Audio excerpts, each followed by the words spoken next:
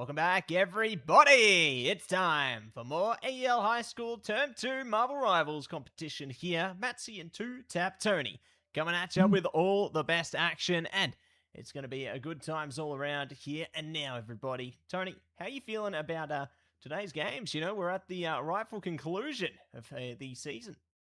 Yeah, rightful conclusion of the season, and of course we get to close out in style, Matt. You know, we had Cyclops come into the fray last week. Of course, Finally! we didn't get to see it last week, but hopefully we're going to see it here for our finals matchups. Surely, this is our time to let the Cyclops out. The Devil's had his time. It's time to let the new Devil, Cyclops, have his time right now. And maybe Hawkeye. No, that's wishful thinking. Or is it? We'll find out when we get into our games. But for now, we want to say a big shout out to our sponsors, everybody. A big shout out to AGON by AOC, the #1 gaming monitor brand in the world. AGON by AOC provide best-in-class monitor solutions for gaming and all other needs. And of course, a big shout to HyperX and Officeworks. Power your game with the latest HyperX gear at Officeworks. When you need speed, control, and zero distractions, Officeworks has got the tech. Discover gaming gear made to handle serious play. Every single day, Tony. You know you love it. We love HyperX and Officeworks, and we love Indomie, the noodle partner. Made with high-quality flour and selected ingredients and spices, a plate of Indomie mee goreng will certainly brighten up your day. Try any one of the flavors available today from your local grocer or at indomie.com.au. I know what I'm going to have after this, Tony. Some Indomie. Oh, yeah. Absolutely. Yep. Absolutely. Couldn't agree more. It's just a fantastic every single time. Just like these games are going to be every single time as well. We are starting off with our Division 2 Grand Final. It is going to be RHHS Turtles FTV taking on the VNC Wildcats. So, going to be a fun one ahead of us. And an important note before we do get into the swing of it all, our games are going to be best of fives today. You know, it's a bit different than normal competition, normal play there. It's going to be best of fives all around. So, get a bit excited for all of that, everybody. It's going to be good. It's going to be great. First map has been locked in as well, Tony. I think we're going into a bit of a domination here. What's it looking like? Domination? Hell's Heaven. Maybe? Ooh, Is it Hell's Heaven? I think it is. I think it is. Oh my god, it's Hell's Heaven. I love Hell's Heaven, man. I think Hell's Heaven's one of the more interesting domination maps in the pool, because of course like, some of them don't allow you that environmental KO potential at all. Like, you know, some of them are very enclosed, like some of the maps on Hell's Heaven, but also there's that little bit of I believe it's on the second point of the first one, where you can kind of boop a few people off of the map amongst the whole point. So it's like really, really fun to get into it. But Matt, of course, you can already see some hovers too. Cyclops being available. Hopefully, we see it locked in. Yeah, fingers crossed they are going to be seeing that one locked down. No ban to kick off, but Devil Dino going to be banned out to follow up there, Mr. Tony. So, going to be a great way to start. See what they look to lock down for their first protect here. We've already got the hover on the Cyclops, like you alluded to there. But it is going to be Hulk actually prioritized this time. So maybe looking to play into more of your fastball type compositions here. Yeah, I definitely believe we've seen a lot of that from RHHS throughout the season, right? They've been one of the perennial contenders for, like, Hulk. We've seen a lot of Mag as well from Pandemonium. Thing as well, I believe they do like to rock with the Thing. I believe Cash Potato has shown a little bit of Thing play here or there. So yeah, Hulk Thing, always good to see the Bash Brothers be potentially played here. But for the other side, VNC locking in that Gambit. We'll see the Cyclops lock in the interim here. But yeah, taking away the road because the Gambit got locked in here. Smart call from RHHS. Yeah, smart call from them there. Going to be A-OK for the moment. We'll see what else will be taken out, though. Magneto actually going to be locked in. So, definitely keen to see that come into play or more. You know, we're just on the edge of the pack playoffs where we're going to see some LeBron play on that Magneto, I'm sure. But it's going to be Wolverine taken away, so no fastball team up this time around, and Luna actually going to be taken away as well. So unfortunately not going to see Tony's favorite this time, but we do get to see Cyclops locked in on both teams. A Storm actually hovered by Chwomp as well there. Okay, I see you. Definitely liking what we're seeing so far, Tone, as they hone in on their strengths. This is an aggressive Storm pick, especially against the Cyclops, right? We've, I guess, pegged Cyclops as that kind of hit scan role, as like your Hellas, your Phoenixes. Cyclops kind of fills that niche, and yeah, playing Flyers always a struggle against the hit scan, but we'll see what Chwomp can do. We've seen the Torch from Chwomp as well, so, you know, pretty much has a ton of expertise in the Flyer department, so wouldn't be too bad going to this one. Coulson, of course, on that cap, as we've always seen. And both teams, of course, actually, no, just VNC rocking with the Gambit. Oh, no, RWHS opt to bring it out themselves as well. And Love 36 going to be on that one. So both teams rocking with the Gambit. And yeah, it should be exciting. Cyclops in the debut here for the high school competition map. Yeah, and one thing I got to say, you know, based on some of the scrim bucks I've been seeing, I'd say that the best counter to Cyclops is Cyclops right now. Yeah. And, you know, I think it's going to come down to who's the better player on the given day. So, keen to see that showcased in this brawl upcoming here as well. I think Couch Potato, you know, America's there. Going to be a good to try and scratch the surface of what a Cyclops can do on this one. But for now, good to see the Moonblades coming into action. They're dealing a lot of damage from a distance here, RWHS, and looking to see if they can press the issue as the unlocker comes closer and closer, Tone. And now it's time for the fight to really heat up. That Ricochet being doing a ton of damage, mate. You can just see how much you can get out with this Cyclops, and already a quick KO there. Breakfast Beast picking up Squidly. And the Couch Potato firing from behind. His Magneto will go up ahead, try to get some more damage out with that beam, and try and soften up some quick KO blows. But it's all still going to VNC Wildcats to start it off here. Getting a ton of space on that mission area, using that middle podium to kind of play very safe and very astute to how they want to get. As we'll see, quick KO trade back though. Mr. Sigma with the group getting a little KO there. Yeah, good way to kick off and go Wildcats in order to take away the opening capture there. But I reckon RWHS are going to be able to swing it back unless the Omega Hurricane is going to be able to stop them out, catching a lot in range here. And here it comes. They're going to be sweeping them up with damage. But I mean, RHHS, they're already a less than the time stream here. They have lost cheese though, so that could be a bit problematic. I like the focus, but the Raging Royal Flush, it was considered by Love 36. But not going to be sticking it out. It's not required because they've already forced the Wildcats far away here. So VNC forced to regroup and recuperate. Good arc there, almost catching America's A55, but VNC Wildcats now put in a little bit of a back foot here. We will see Reggie Royal Flush. We'll see Strangling Prison on top of the head. Khonshu trying to explode some quick KOs, and those two will go over to Pandemonium. But in the meantime, the Ruby Blast coming back in return here from the likes of VNC, and they will be also able to find a quick kill KO here with it. It's Jeff does get a quick spin off the point. Double for Big Burger, and point goes back to VNC. Yeah, it goes back in their favor, and they can garner some more attention here. So going to be a great way to make use of their kit onto this one. It's Jeff always been a great one to use. Oh, they're preparing the Ruby Rage on the combination with the Strange Portal there. They might not know what's hitting them here. They're getting ready. Charging up, Tony. Portal in position. And you can see they've got it all locked down, locked in. They're really biding their time with it though, aren't they? They're letting this portal really cook. Charging it up. They're charging that beam up. That's for sure. And Portal being thought about, Mr. Sigma really wanting to get that one in a good... Oh, there it is.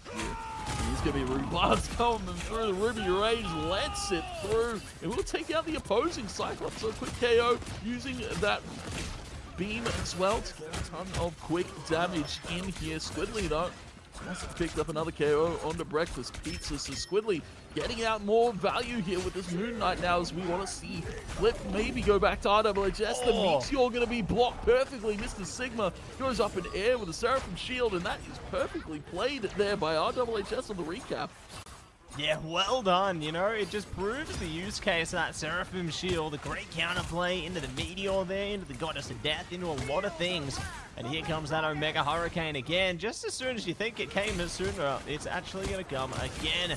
Good to charge that up and barge in with a couple of KOs to follow. So, a great way to have a bit of a resurgence here for the VNC Wildcats. And they might just be able to flip the capture point just as soon as they lost it. So, as quick as RHHS did lose control, they will maybe get it back with a Meteor.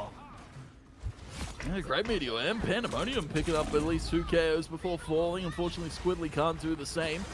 VNC Wildcats able to mount a pretty sizable comeback of their own.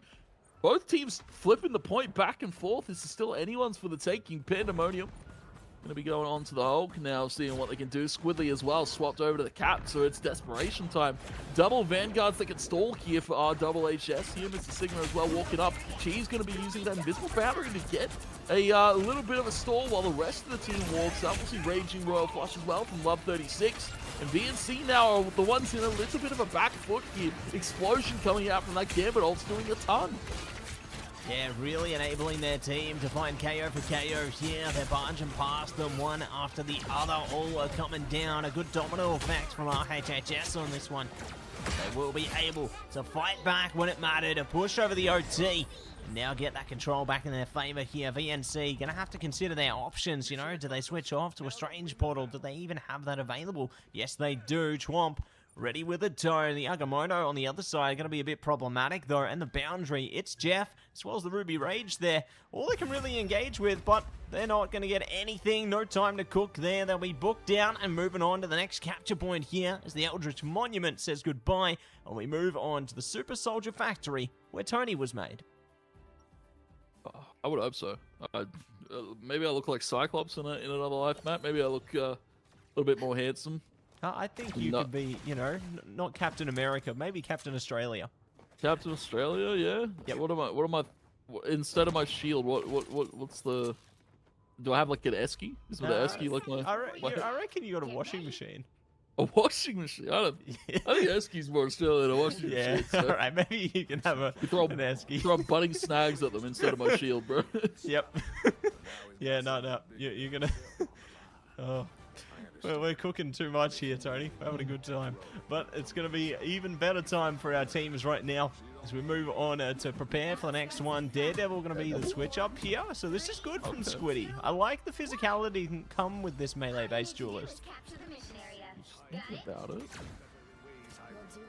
No, he's out. Okay, yeah, no, they're definitely going to walk out with it. So I thought he was going to like fake us out there and like swap it up last minute, but yeah, Squiddy walking it out with the Daredevil, of course. Cyclops to match Cyclops, as you said, Matt. The best counter to a good Cyclops is your own. So we'll see what they can do as well. Of course, leaving this Gambit up from both sides is interesting because both teams also have to play into the mag with the team up, considering the Ruby Rage off a rip. Mr. Sigma, you can't block that with a Seraphim Shield. It's too hard to deal with. Beautiful double that started off from America.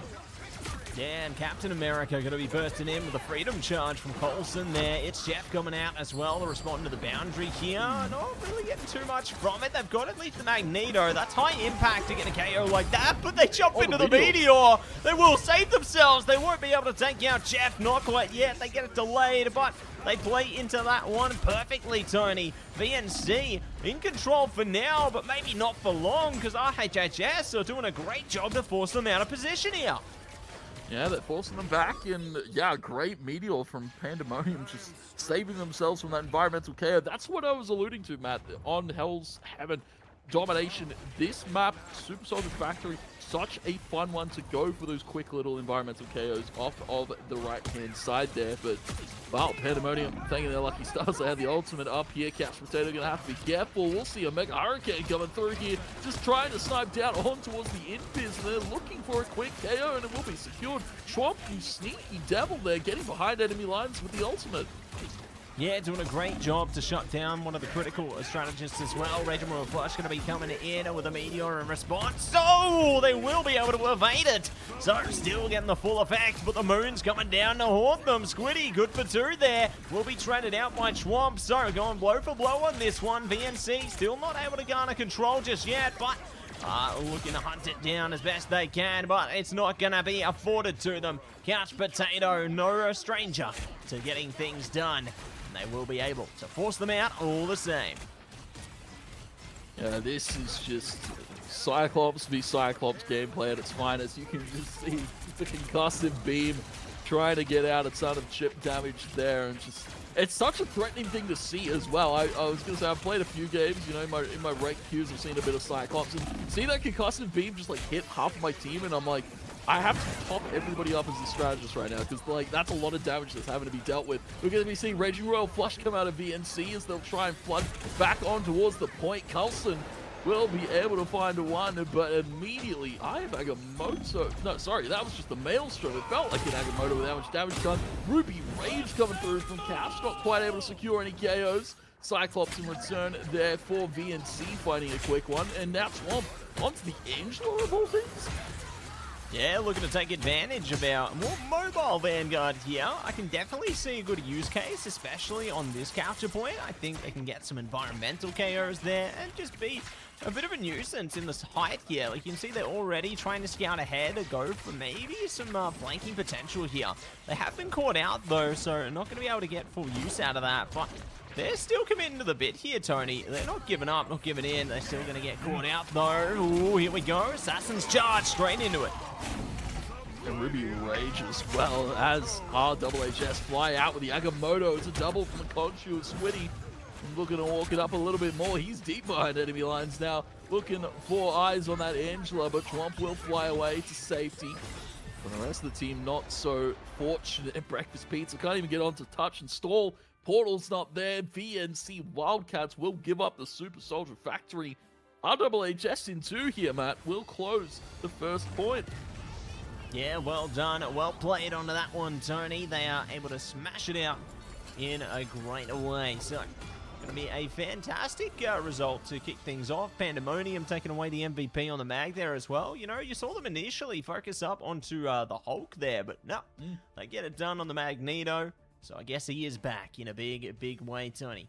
Fantastic stuff coming through from our mag players.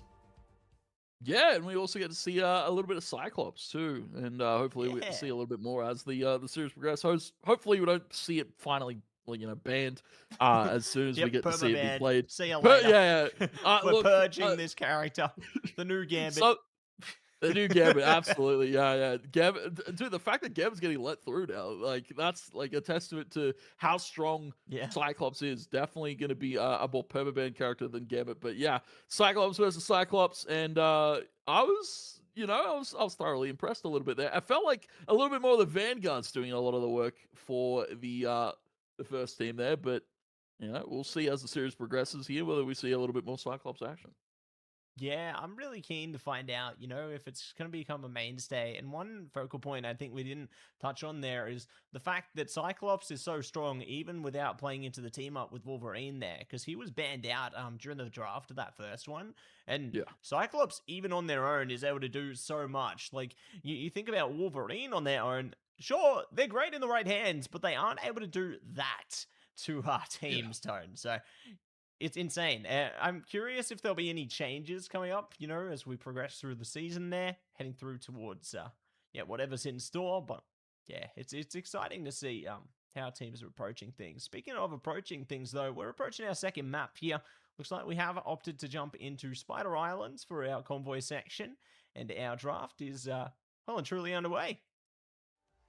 Draft underway, Matt. Yeah, Wolverine, I feel like, has gone up a few pegs as well since this edition of Cyclops. It feels like teams are actually starting to kind of work out that Wolverine's even just like stronger on its own. Like the fastball special is really hard to deal with, and especially like, you know, if your Wolverine player is really good at getting those kidnaps, then Wolverine could just be an S tier character on its own. You don't even need the Cyclops. But of course, going into this one, already seeing an Angela ban. RHHS don't want to deal with Swamp's Angela? Right? I guess not. And, you know, it showcases the strength of the Vanguard. The stocks are back up, Tone. You know, just when you think Angela's out of town in the last season there, this season, they're so back. You love to see it, especially because you play it, Tony. But Mag going to be banned out now, so they do not want to deal with that ever again. Yeah, Mag getting taken away. Rocket, I kind of respect that one out of VNC. Rocket's been a stellar pick recently. A lot of teams are really starting to work out the Rocket. That amplifier is just so much damage coming out as well. The BRB is so much value you can get from, you know, a quick casualty coming back to, Wolverine lock? Rogue lock. Cyclops banned, surely, right? Cyclops banned, surely. No, not yet. Not yet.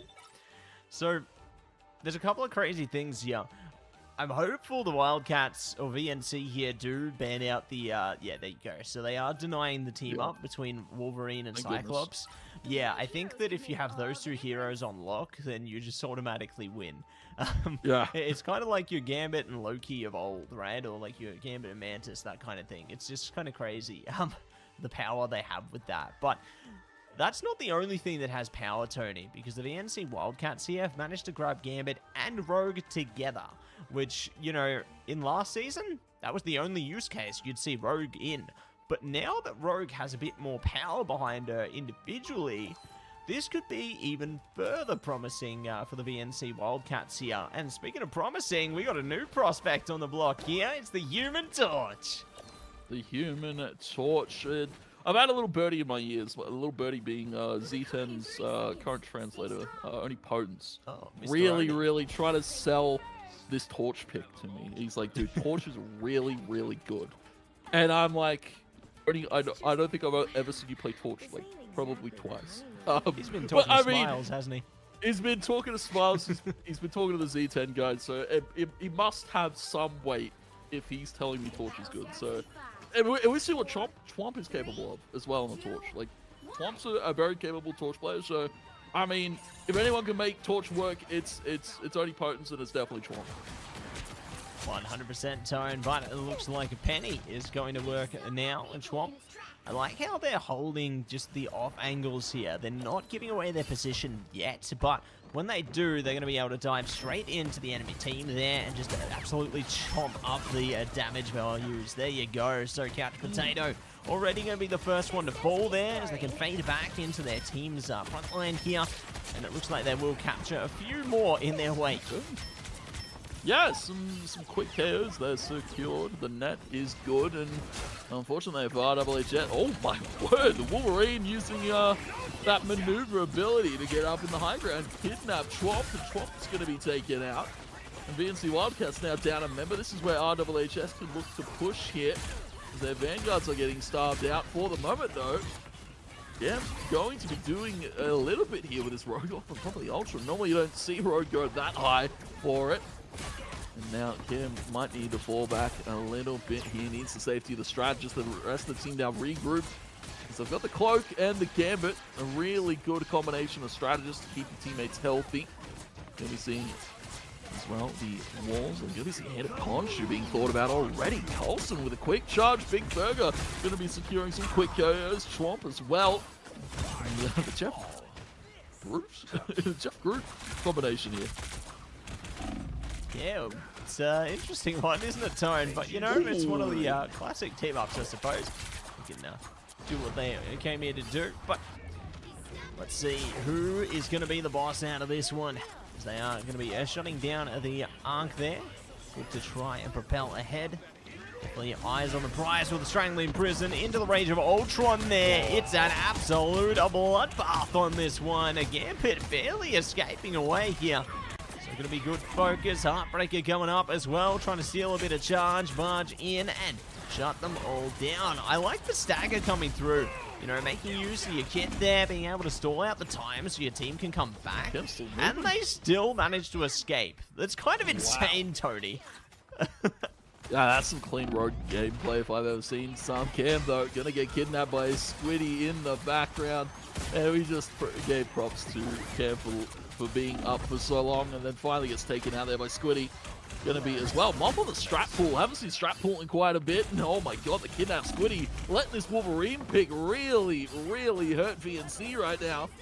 Because that's another kidnap, and that is now going to be mission vehicle pushing forward here. Root wall's going to be set up here to block off VNC from walking up, and Mop getting in the fray of things. They will secure some more time on the clock, and Well, quick KOs potentially to come to their board. Groot Wall, so Cam not going to be able to get out here.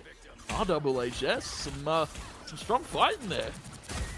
Yeah, looking good for the moment, Tone, and it's great to see that some teams are making use out of the strat pool. You often will see it in that, like, triple strategist lineup come out time and time again, but not too often. It's good that it still has its use case, though. You know, they like to use the Ponage Pound there, the pseudo ultimate of, like, your Vanguard variant there, so always going to have some strength to try and enable some KO potential. But speaking of potential, Mr. Sigma going to be looking to enable the full potential of Ultron. Pumping up a bit of damage from afar and trying to shut out Chomp as soon as they can. You see already, they almost got a KO just single-handedly, just tracking them down. Yeah, hard to miss with a big crosshair like that as well. Oh my god. Eternal Bond. Yeah, Eternal Bond off and then Eternal Bond back on. Gives a little bit of good range here. Chomp going to be using Supernova here, trying to go fiery with it. And the Tornado's not going to be burning all too much, and Chomp getting locked out of this fight completely here. RHHS just staggering these KOs there. They don't even have to necessarily look at Chomp with these fire tornadoes coming out, because the rest of the team are falling here. And Groot from Pandemonium doing quite a bit of heavy work here. Love 36 as well, just using this rogue maneuverability to get up on the high ground there, just scout ahead. See if VNC are coming, but VNC for the moment, it's going to have to be a regroup, go next fight. Yeah, going to have to go into the next one here. Love 36, though. We're going to push up the pressure up front and forcing their opponents away from the mission vehicle here. Might actually allow them to push it over the line, but not if Chomp has something to say about it. They are trying to dive into the back line here, which could be a good counteractive response, but I mean, the heals are just too grand from VNC right now. As I say that, they do lose at least the Gambit there, trading out onto the Groot though, so it's a blow for blow again, Tony, but It's Jeff could be the difference they need here. It's Jeff, oh my word, swallows up 3, it's definitely the difference maker. Couch Potato gonna take him off for a quick triple environmental KO there. Big It's Jeff might secure RHHS some more time on the clock, but VNC still fighting for it with the members that they've got. The Venom's pretty good at stalling, but will be pushed off to the point there. Squiddy able to shred that HP bar to absolutely nothing. Chomp trying to touch as well, going to be pushed away by Moth, and that's another few minutes on the clock here. RHHS can continue to move. And get into the groove of it here. Let's see. Show them who's a boss into the next section. Ooh, as the last stand comes out, a Squiddy. Good to try and track it down, Tone, and we'll be able to zone in on 2, following up with their teammates, 2 more. But there's still going to be Chomp and a Big Burger there, ready to try take a bite out of this fight. They hold back for the second here. Mr. Sigma scouting them out, trying to realize exactly where their enemies are before they tackle this next one. But catching Big Burger is a great start. Not having a Vanguard to deal with is only going to strengthen your resolve here. Only going to strengthen the resolve here. RHHS Rage of Ultron, oh my word, very aggressive pop of that one. On top of the Eternal Bond, will actually be able to secure a quick KO, but the rest of the VNC Wildcats are moving forward. Trump able to evade that Rage of Ultron. And Cam as well, getting involved with some KOs. RHHS now sent back to their spawn here. Again, Couch Potato taking in hand of his teammate. Big process. Something else to hold with the jab. You can't miss with it, I guess. No, they're always going to have their eyes on the target, Tony, and they're proving that. The Supernova comes out there, doing the best they can to try and shut them out here. I like how Squiddy is trying to hunt them down there. One Feral Leap could be all they need, but they need to land it, and that's the problem. They aren't landing it, Tony. They're going to no man's land. Yeah, unfortunately, just can't quite land it. I mean, like, Chomp's hard to hit in air, so you can't really blame Squiddy in that maneuver, but you kind of need somebody to keep Chomp in check, and I guess like Squiddy is that current person, because Mr. Sigma's preoccupied here, trying to get some chip damage in towards the back line. Groot Wall going to be set up for the bonus HP here for Pandemonium. Raging Royal Flush going to be used there for Breakfast Pizza. They're going to walk it out, but Strangling Prison immediately answers that two players are trying to push on through. Here's going to be one KO there from Pandemonium, but quickly traded at least. Mr. Sigma, the fight or flight instinct here in air right now. It's Jeff going to be coming out from Couch Potato as he swallows up the Venom. He spits his teammates out. He'll take the Venom to a cold, shallow grave there. Matt and RWHS will continue to push. Yeah, pushing as confidently as they can here, Tone, and they got a few more ults to do it as well. Punish Bound coming in from Moth there, trying their best to zone out the opposing cap here. See if they can slice and dice through. They succeed. Well done from Moth there, and Okamoto up front. They dodge it around the pillar though, so they're going to be fine, Tony. Feast of the Abyss coming out as well. Moth trying their best to zone out the torch here. Somehow Tromp's still online. Does go down eventually. That was a bit fearsome, but they will be able to try and hold it down, but long enough for the Eternal Bond to come out, so somehow they hit stall this, Tony. Yeah, this is the fortunate part here for VNC. They're just so close to their spawn that they're able to walk it out here. Mr. Sigma finding another KO onto Breakfast Pizza. They need to get the cloak off of the cart right now as it continues to push. The mission vehicle continues to move forward.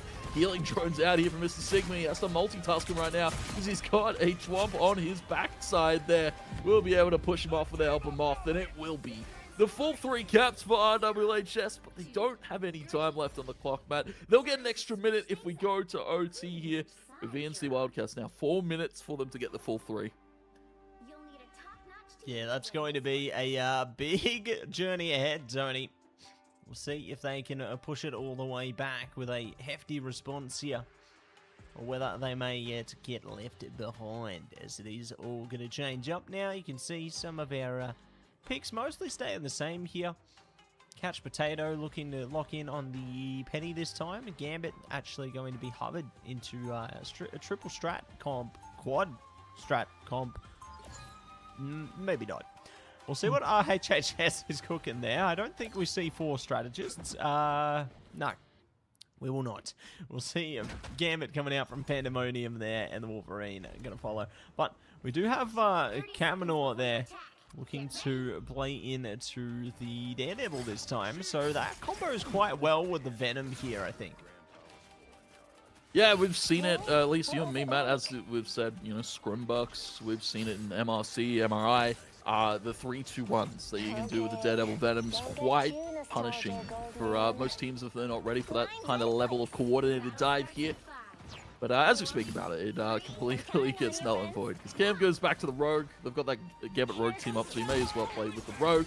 RWHS, a very aggressive set up here for their defense, with Penny Nest up in front, and of course a lot of mines there towards the door.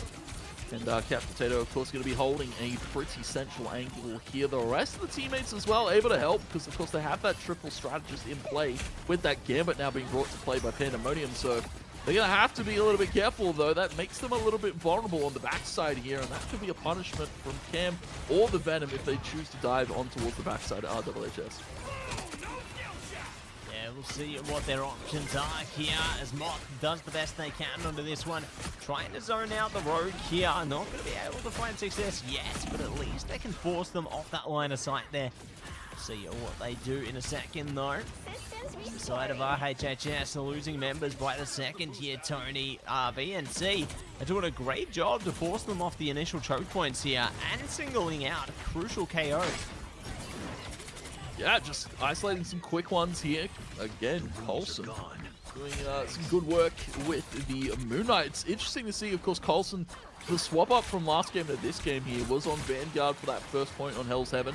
Now gets to play a little bit more in towards the duelist pool of heroes and seeing what they can do with it. Of course, had some pretty good conscious and some pretty good plays so far here. But of course, now we're seeing what that Moon Knight can do. Coulson, another quick KO there, secured on towards the Ultron. And normally you don't catch an Ultron there with a Moonblade or two, but Coulson, it appears he's got that attraction with those Moonblades, Matt. Yeah, they got it all, Tony, and they're going to get angry. Time for the Moon to come out with the rage of Ultron and the Feast of the Abyss. It's all going down right now, Tony. So great to see the resistance from VNC Wildcats here. They are fighting through tooth and nail here Mr. Sigma actually going to be playing into the Atom though. I like this change up because it's great for their stall potential. They can manage to just reinvigorate fights there, and they're playing into it with the Thing of all things.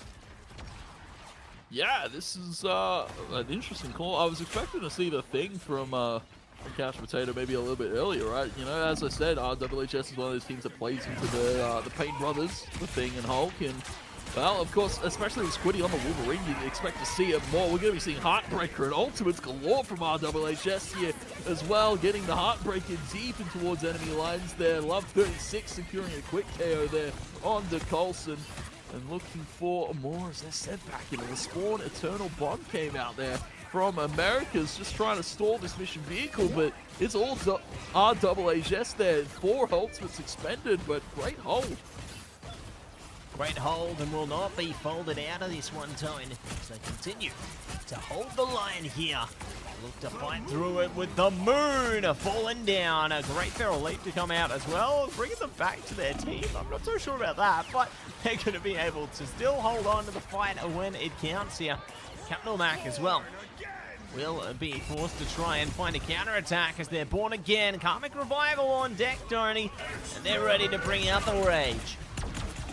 Ready to bring out the Rage here. Twomp looking for some damage there, trying to quickly secure that KO onto Couch Potato, but he's able to use the cover there, and that's an effective Vanguard, right? Using your cover, knowing that your strategist might need a little bit to get those healings back online here. You're going to be seeing Priest of the Abyss come across there. Some great damage there, but also the anti-heal, so it doesn't allow the scraps to top them up. Sobon, though, in return from RWHS, as they stay healthy. Squiddy picking up 2 there, I believe the last stand in the background.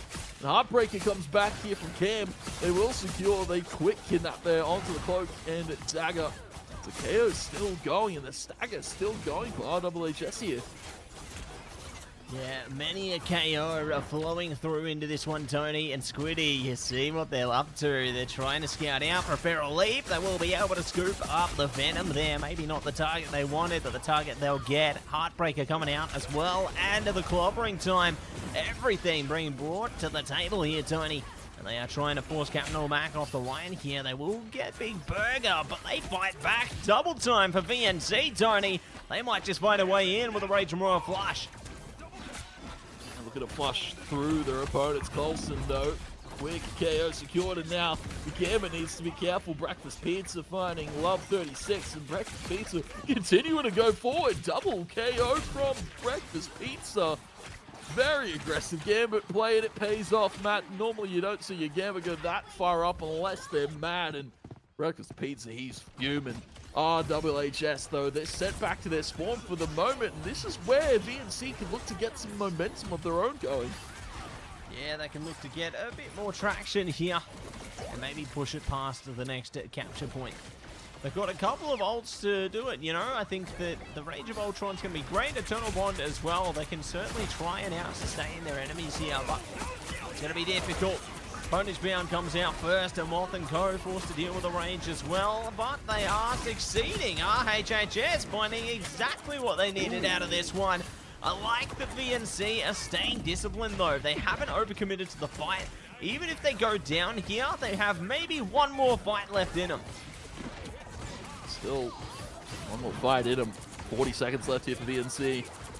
They're sent back here, packing. You're going to be seeing Heartbreaker come out there from camp. There's Love 36 as well. Currently can't really do all too much. They can't really use their own Heartbreaker in return because all their ultimate charge has been stolen away here. And Cam just still staggering around here. Big Burger now over to Devil Dino they got left through in the band phase from last time. And here we're seeing a great pin there out of Love 36. We'll still see RWHS continue to walk it forward, Matt. VNC are trying their damnedest. Eternal Bond going to come out, Raging Royal Flush in return. The Khonshu in the interim. Coulson just trying to get some chip damage across here. But RWHS, they're able to dodge it out. They give the mission vehicle back towards VNC, but they're still taking this fight. Rage of Ultron coming through here, trying to find the opposing Ultron. And that crosshair doing work to try and hit this big shot here. But Trump is maneuvering the skies pretty effectively. Going to be getting his own shots back in. It's Ultron, and Trump will win it out. We'll win it out and ready to try and drag it in once again, Tone. The extermination comes through with the Rage of Ultron at the helm and the Rage Royal Flush to follow. So good to see they're not looking to hold back here, and they will be able to counter-attack accordingly, finding many a KO against RHHS here. The path now becoming more clear, Tony. We'll see if they can continue just like this, though. Yeah, the path has never looked brighter here for VNC as they get themselves another minute 30 after OT was taking for so long here. For RHHS, it's now about regrouping, regathering your thoughts here, because VNC have definitely shown up to play in these last few fights. Cam able to secure a quick staggered KO. Squiddy just trying to get on and touch and make something happen here. But guys, we need a reset right now because VNC are walking all over them. Squiddy still hanging about here. Moth as well going to get taken, dragged back into the fray. But that's a good stagger at least. RHHS buy themselves 30 seconds. And those 30 seconds could make or break a game, Tony. They need to give everything they've got here. Agamotto up front locks them down onto the mission vehicle there. So going to be a great way to push through it onto this one. And they might even be able to get more where that came from. The mission vehicle now trails closely around the corners, getting closer and closer. Heartbreaker coming out as well. VNC doing the best they can to make sure RHHS do not charge up. Well, they're getting dangerously close here, Tony. Poundage Pounder could be ready.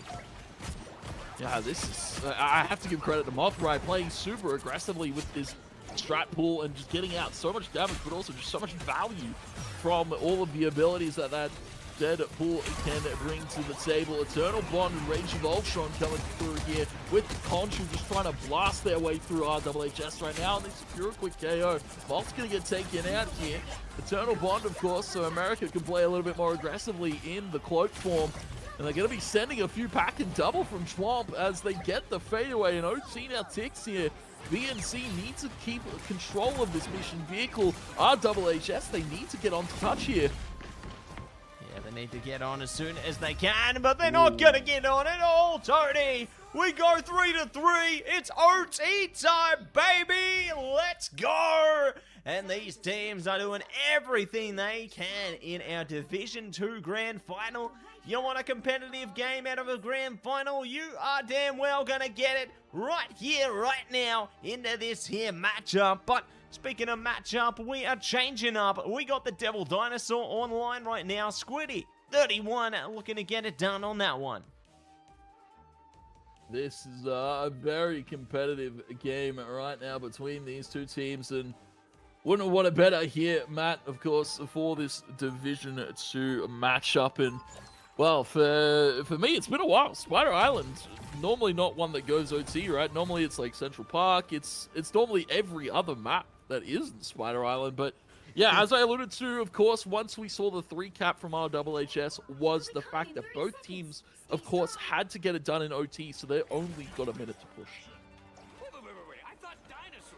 Yeah, only 1 minute to go here on both sides of the coin, Tony. So, curious to see who's going to be able to drag it out the furthest onto this one. Will it be VNC Wildcats? Will it be RHHS here, Tony? It all comes down to this. And another change I didn't highlight, Mr. Fantastic. It's time to get bouncy here for Couch Potato. Let's see how it all goes. That's string things together once again. RHHS are ready to try and bless the time stream. And we'll see what they can do. Already using up 15 seconds just to get around that corner. That's just the unfortunate part about how Spider Island works and how the mission area moves forward here.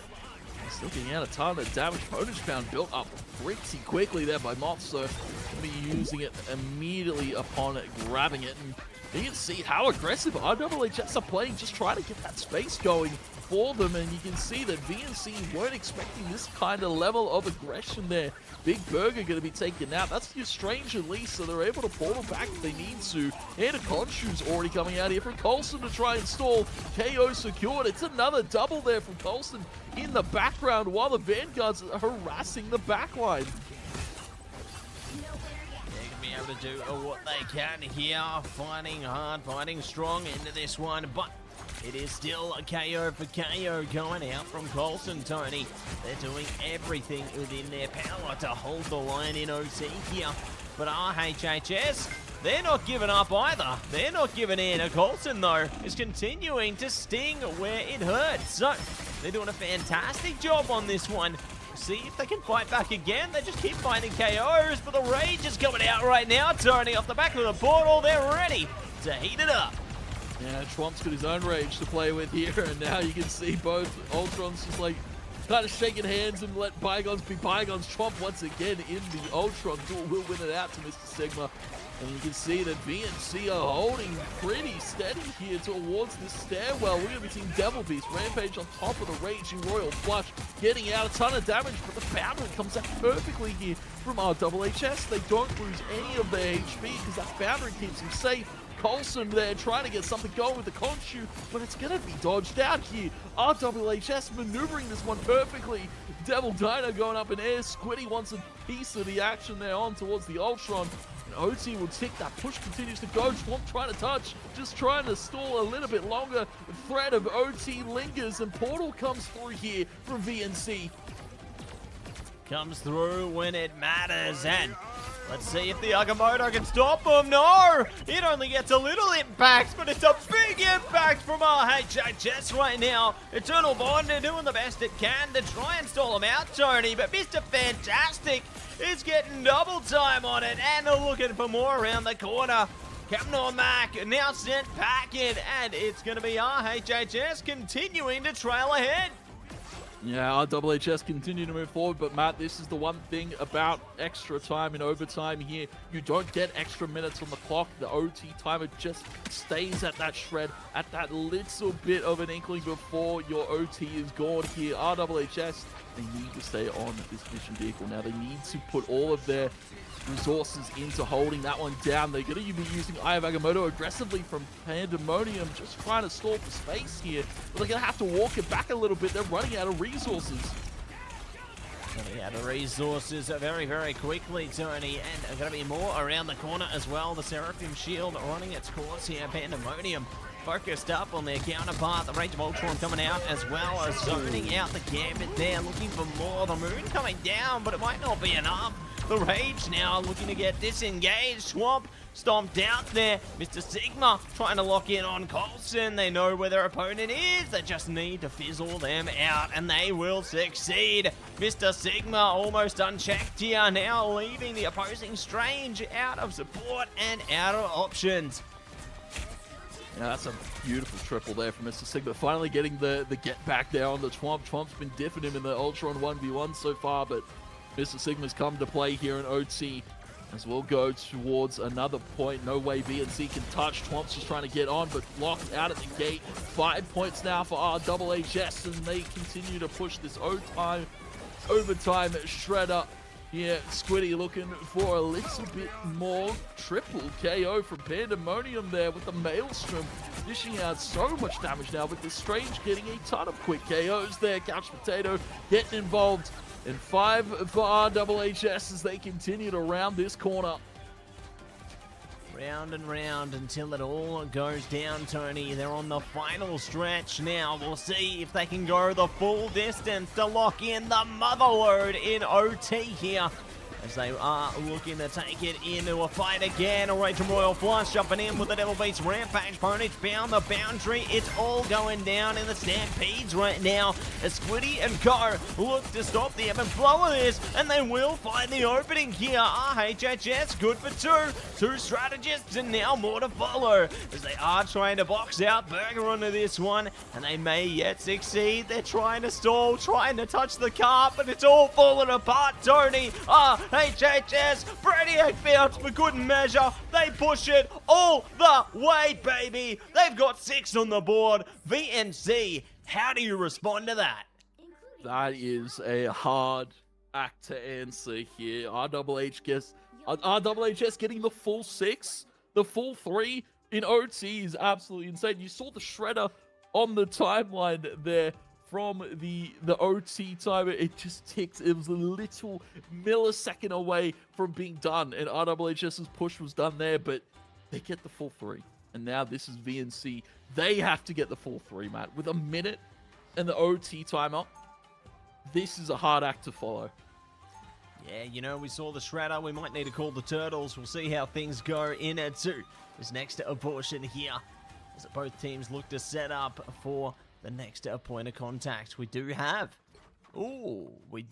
the Atom Hover. It's going to be Luna now considered for Chwomp there.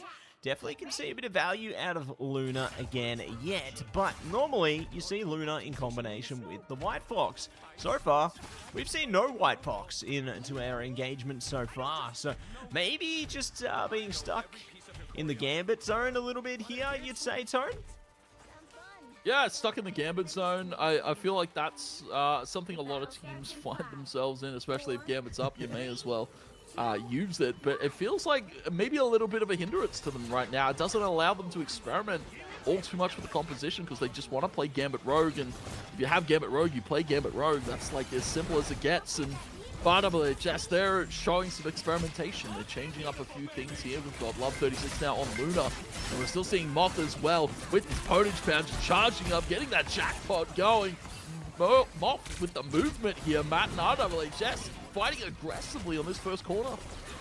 Yeah, really taking the fight to them, you know, and it's great that they're making full usage out of Mr. Fantastic kit here, because they can be a really strong brawl-based duelist, you know. They can really just get up in their opponent's face there and help their team clear space, and they're taking full advantage of that. The strategists are the ones getting the KOs here to start the fight, Tony. I don't know what's going on. I think our strategists might be wolves in sheep's skin there.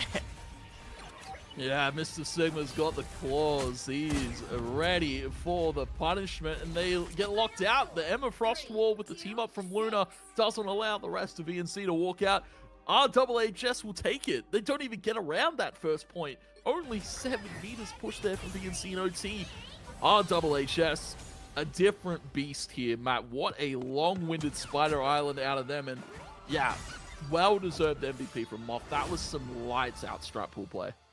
Yeah, couldn't agree more, Tony. They did a great job to really just enable their team, doing the best that they could there, and it worked out fantastically. So, great job from them, and there's their incredible finals coming through across both sides. Coulson doing huge work there. Wow. Pandemonium as well. Squiddy, like, just, yeah, really solid work coming out from them and theirs, Tony. And, yeah, I just got to say I'm very impressed with, how they managed to hold it all together.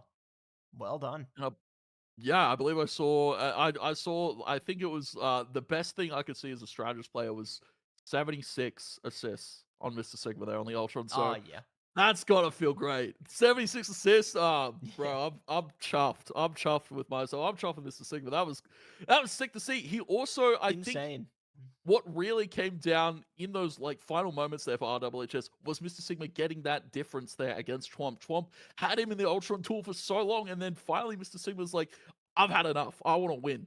And he pulls out this triple. He gets the RWHS across that like second corner before they get that fifth cap, and then it just continues to roll through from there. So my props to Mr. Sigma as well. That was a very fun game to watch on Ultron. Oh, yeah, I couldn't agree more. They did a great job, and, like, Ultron has so much use case, right? Because it can deal with Fly as well. If we're seeing more Torch be put into use there, can definitely deal with that pretty effectively. Even Spider-Man, you know, with the right player behind it, you can see some great tracking come out from our Ultron players there in order to shut down things like that. Just anything that wants to wreak havoc in the skies, they will be able to make them meet their demise. But speaking of demise prize, we are going to our third map here. The prize is on a Central Park. Will VNC Wildcats come back? Will RHHS take it away? All be decided in this draft. Central Park, man. I know you're a big fan of this one, and as we alluded to, OT's pretty common. The Big C, Tony. The Big C. Big C, Central Park, of course, is very infamous in Pacific as a whole, but of course as well. It's no museum. No museum, yeah. But it comes. It's like second place to me. Yeah, it's pretty close, but thankfully it's not museum. Anything but that. Thank you, teams, for not choosing that so far. Please don't choose it at all today. Thank you. We're now going to see the next 2 series after Oh, this. come on. No. Just jinx it. Gambit going to be let through once again. The ban draft, though, here from VNC. Really loving Breakfast Pizza on this Gambit. And we saw moments there on Spider Island where Breakfast Pizza just said, you know what, I'm also going to get aggressive. Mr. Sigma had their moment, and so did Breakfast Pizza. Just running forward, getting the antes across, and getting those quick KOs is probably what you want your Gambit player to do. You want your Gambit player being hyperactive in situations like that where they can push the issue. Ooh, and it looks like no issue going to be pushed by RHHS here. They're not going to ban anything, Tony. Playing the mind games to this point. And VNC, we're going to focus up. We'll take away the strat pool. Well. Looks like they do not want that one to be used again. But, I mean, I almost feel like it could be a minimized ban, Tony, because bear in mind, they're not playing with Moth this game, and Moth was the one to really bring that one out to shine as bright as it did, so that could almost be a wasted ban. Yeah, that's actually interesting, because, yeah, we've got Cheese instead of Moth, and VNC, I don't know, maybe they've not realized either that RWH, because that was a quick changeover, right, between games there, so they probably also didn't realize that Moth's not here, and the strat pool specialist is not there, so yeah, ban feels like wasted. Maybe, I don't know, RWHS could pull it out, like they might have that in their back pocket, but yeah, Gambit being let through, Rogue going to be locked in for RWHS. That's a very interesting one. Torch going to be kept here for Twomp. I don't mind that one, especially with the fact that Ultron's going to be in play here for RWHS, and they're not going to go for that one-sided Ultron ban. We're going to be seeing Wolf, actually, the final ban here from VNC. Kind of respectable one. We've seen Squiddy on a tear with that one throughout this. And, well, Gambit Rogue, going to be seeing Pandemonium Mag. We haven't gotten to see that in a little bit, so don't mind that one out of here. Yeah, and I think that there's a big reason, you know, that they can really put that to great use. Like, I think we saw a Mag ban in the last map, if I'm not mistaken. So, great that they're going to be able to bring that one out again now. And very eager to see how it does fare. You know, having that extra 50 damage on the Meteor M there definitely can go a long way. And keen to see how they will be able to sway things into action as both teams prepare themselves for battle. Do have a single-sided Cyclops at the moment, so America's going to be playing alongside a Twomp on that one. I think that they can find a bit of use out of it. You know, I think that it's going to be a bit of an issue with the hit-scan duelist there in America's doing a lot of work, and then combined with Twomp there playing in on the skies. So we'll see how they rise up on the defense as RHHS now look to press the issue here on attack. Yeah, Twomp already trying to strike fear in their hearts. Matt setting up that square of chaos and square of fire. Feels like there's got to be like a more proper name for it. Square of fire doesn't really have a ring to it. Ring like, of fire, maybe. Ring of fire, but it's like a ring's like round. Yeah, I don't know. The fire enclosure. The fire prison. That's it. Yeah. The fire prison. Oh, Twomp. He's getting a quick two. And we'll fall back. VNC got a pretty good safety net as well. I have to give him credit now. Swapping over to this Jeff pick is actually going to allow Twomp a little bit more ease of access here towards the skies, especially with Mr. Sigma floating around. And Twomp going to be topped up by the Jeff. Big Burger helping him out. And, well, a little bit of a fight of left, rights, and not denied for either of them. Mr. Sigma going to be helped out as well by Cheese, who's now on the Gambit. But RWHS are losing time on the clock here, Matt. They need to make some foothold. Don't get me wrong, they've still got just under 3 minutes here, so they're okay for now, but you're right, Tony.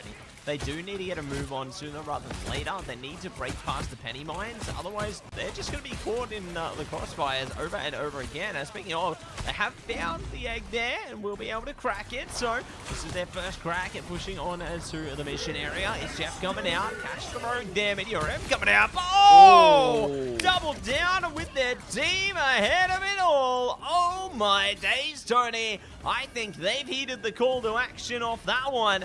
and they will come out in a big way there. Good stall from Twomp onto that one. They can try and do more with it, but it only bides a second or two of time.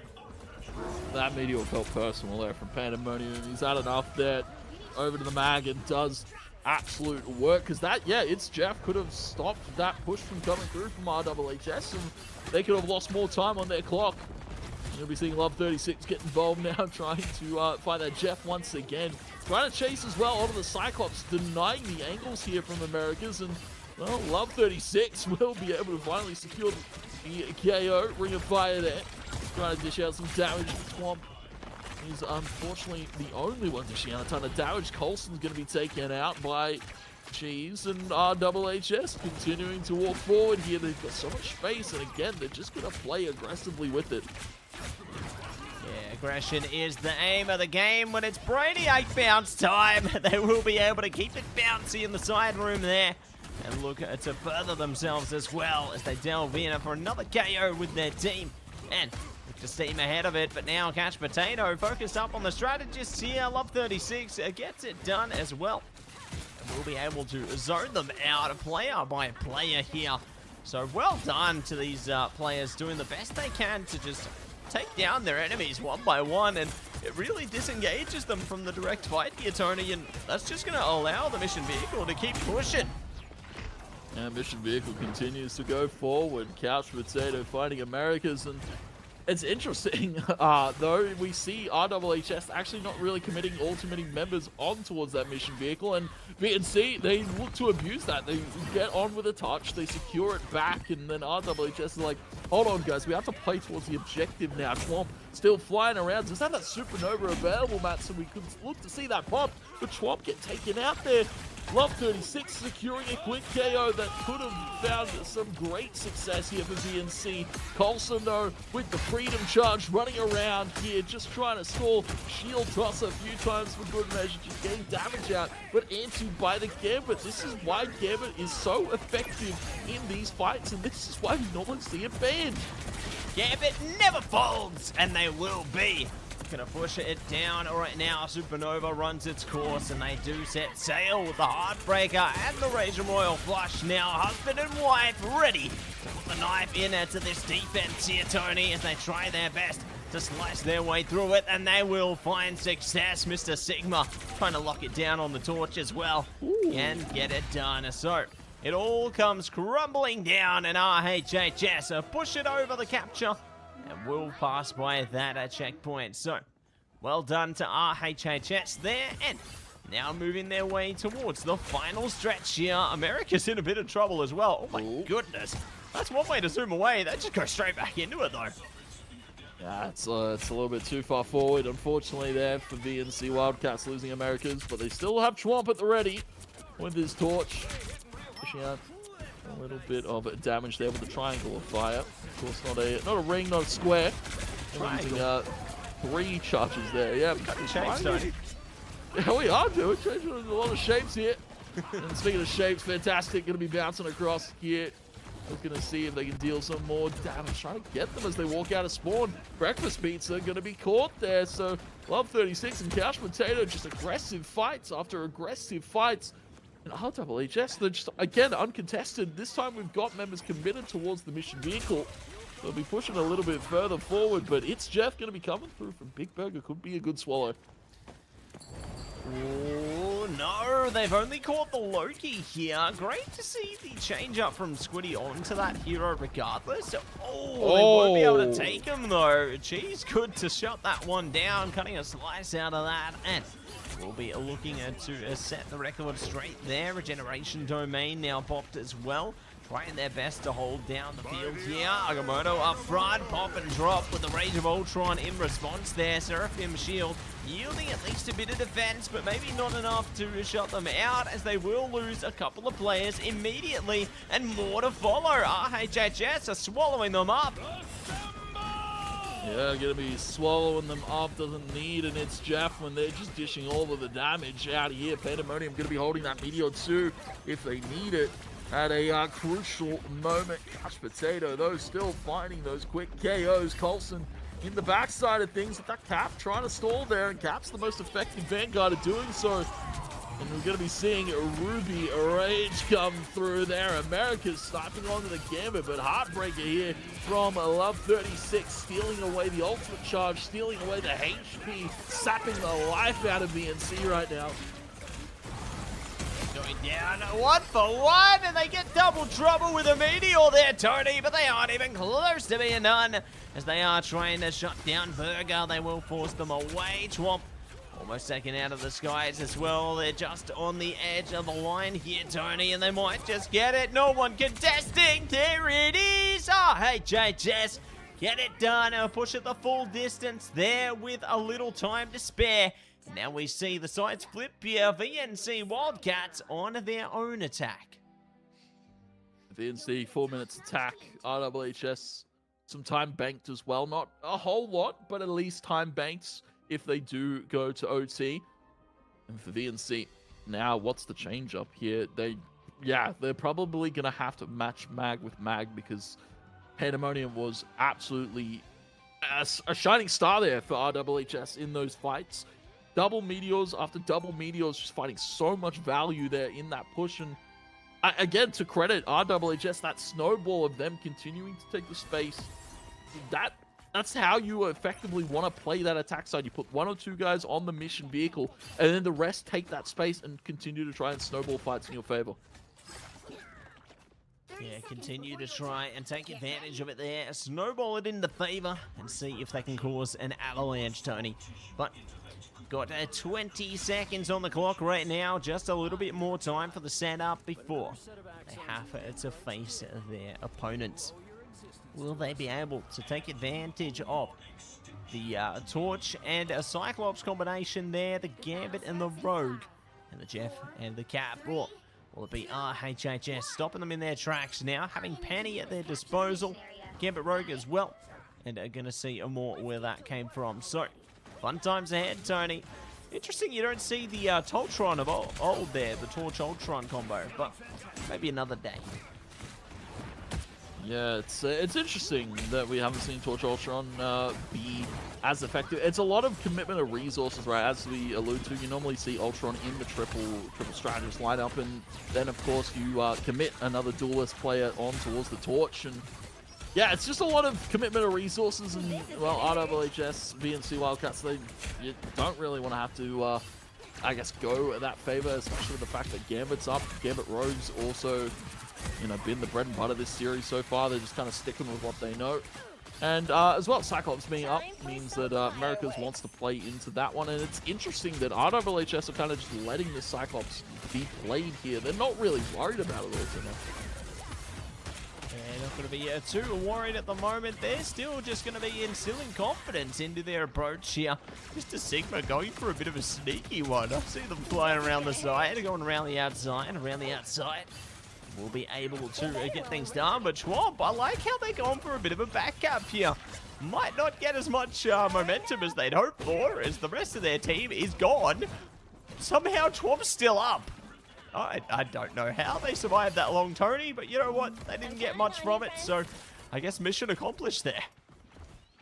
Yeah, mission accomplished. Coulson, the secured KO there on towards Couch Potato, but ooh, my word, that's a ton of damage to mines there from RWHS, and well, now we see around the backside of things, and they're set up, and well, a quick KO secure setup might be potential here. Pandemonium, though, going to be dropping the mines, dropping the nest.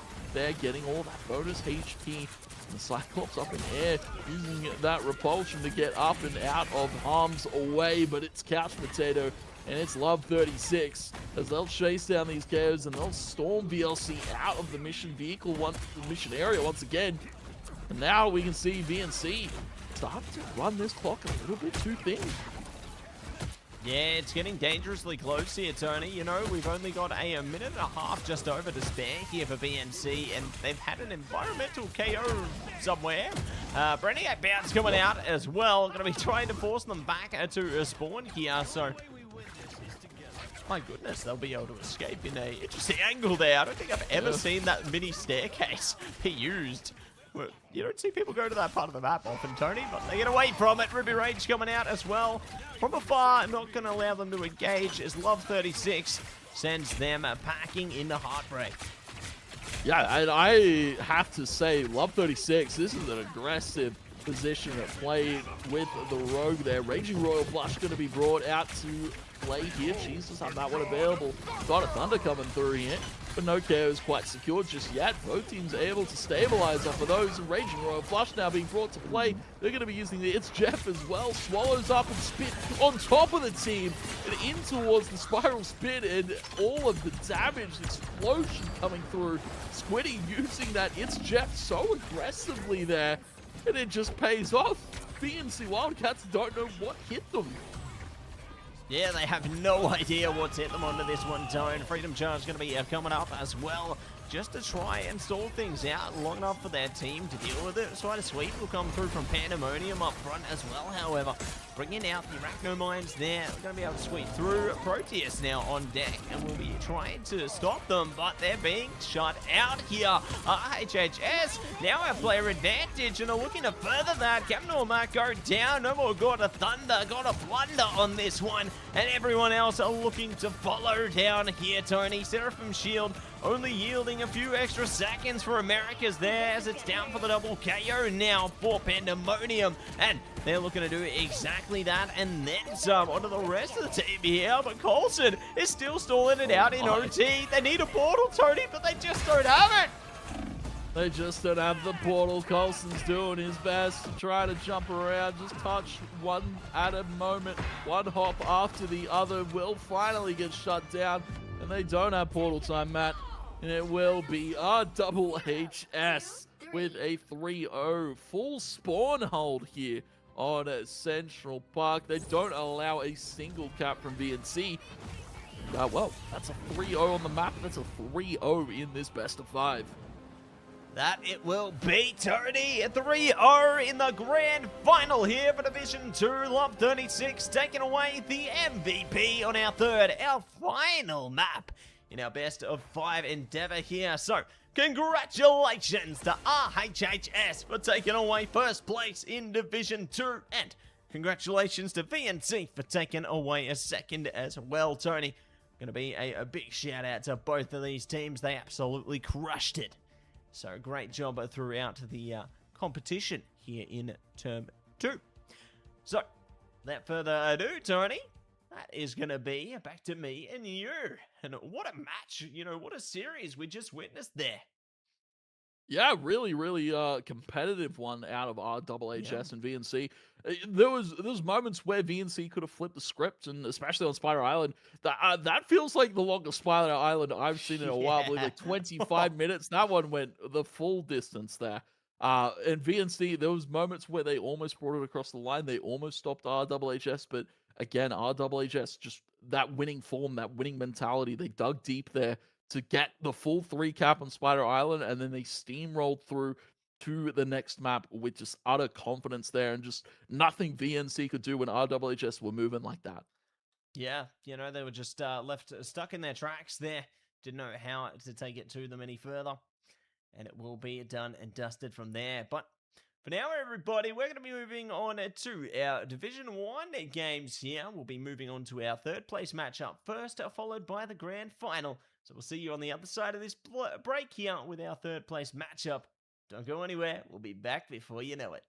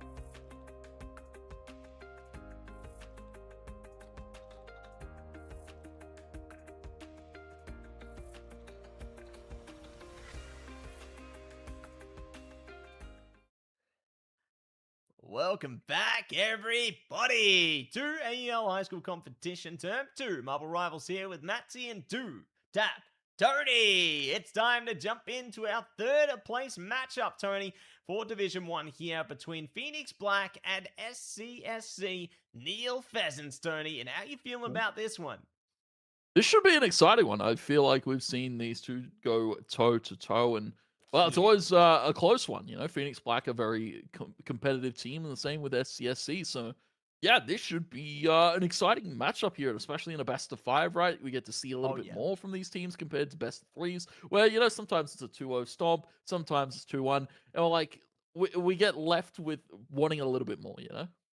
Yeah, speaking of wanting more, we won't have to want for more for much longer. We are starting out on a Krakoa here, and it looks like the draft is already underway, Tony. So, let's get down to it right now. Emma Frost are going to be banned away. That doesn't seem right for SCSC Neil Pheasants here, you know?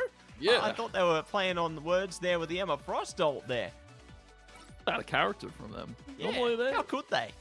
How could they? And we're going to be seeing, in the other side of things, Groot getting taken away here by Phoenix Black. They're going to be locking in the Punisher.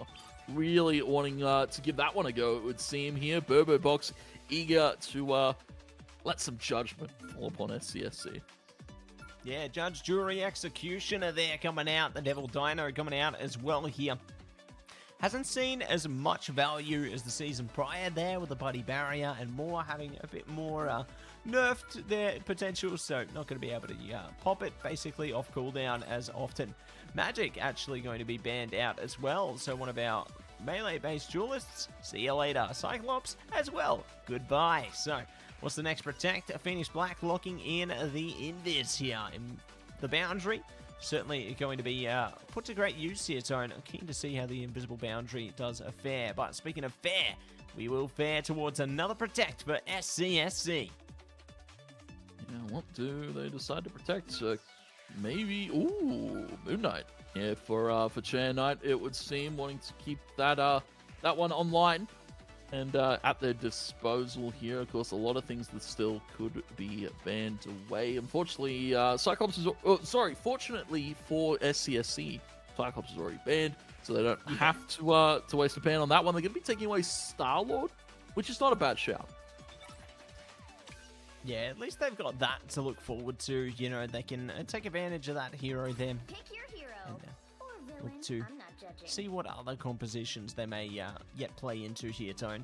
Because, obviously, if teams are having focus around the Rocket there, you kind of don't want to deal with the Star-Lord.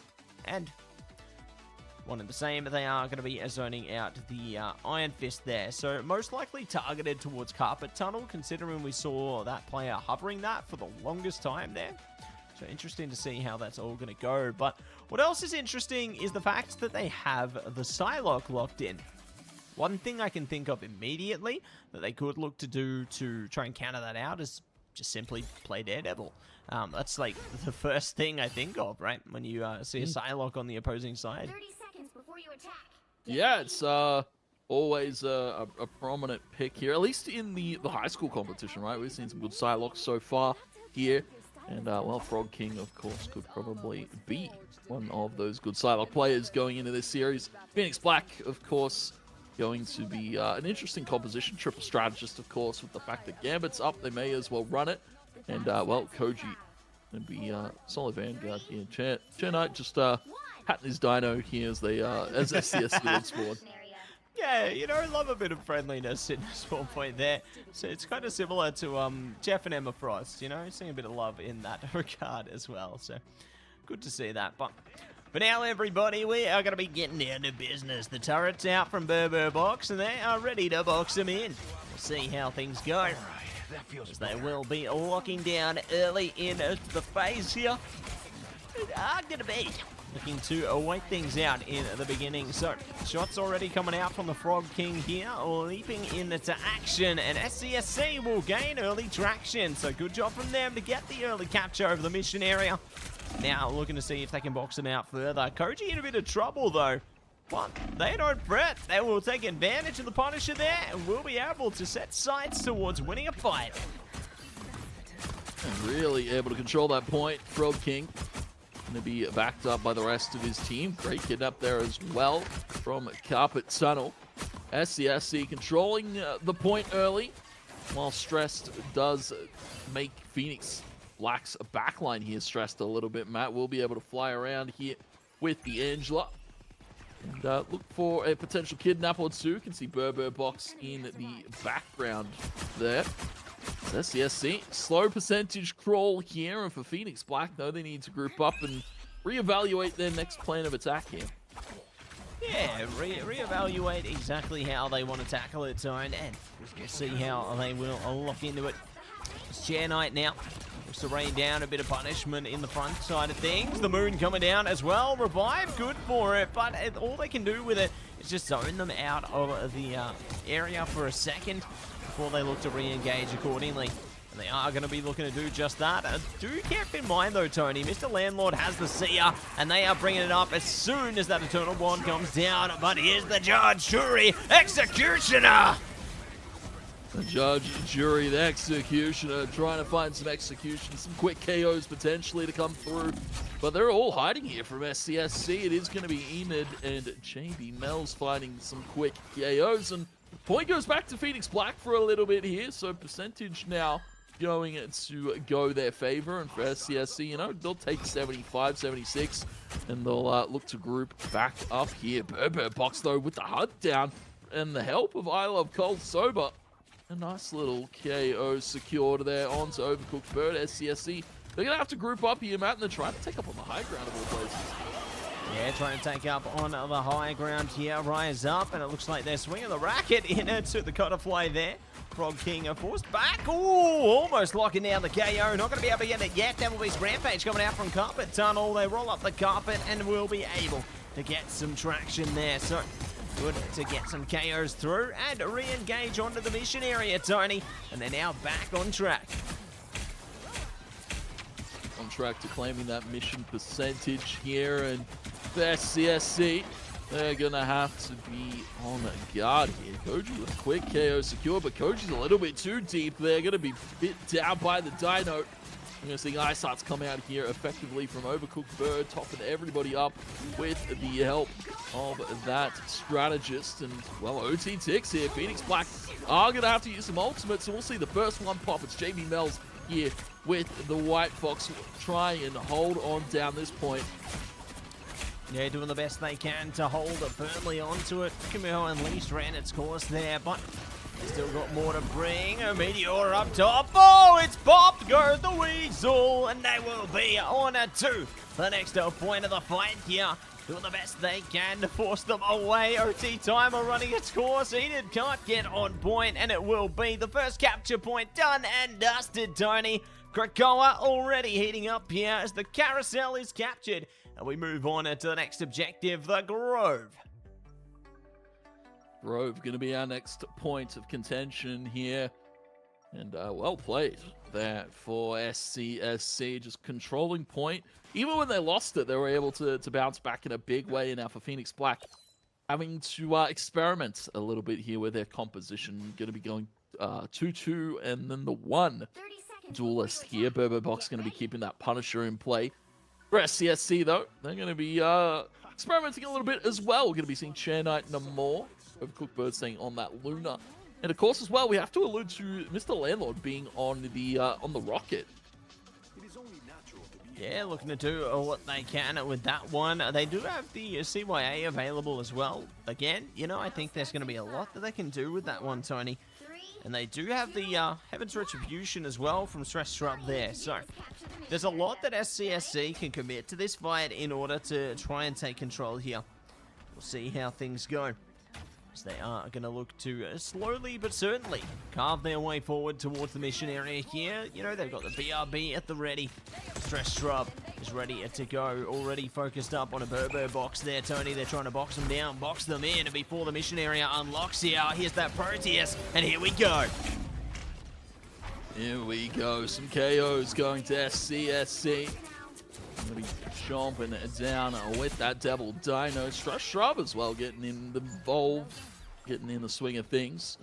And, well, again, quick percentage here for SCSC winning out that first fight. And for Phoenix Black. Now, again, going to be experimenting with the composition. Koji now going to be on the Spider-Man, trying to look for a little bit of a storm maneuver. Maybe a quick KO set up onto one of the strategists here.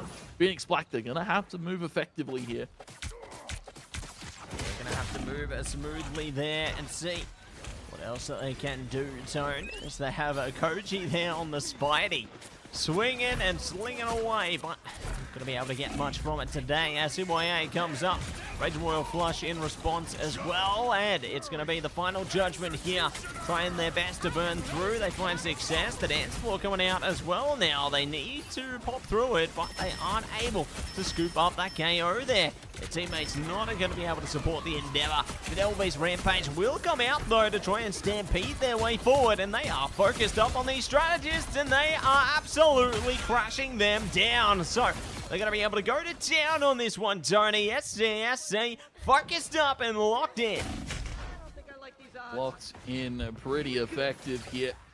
And it's going to be Koji, spectacular spin at least, trying to find something back, but percentage still builds, and only one quick KO secured for the likes of Phoenix Black. SCSC now go up to almost 80% here.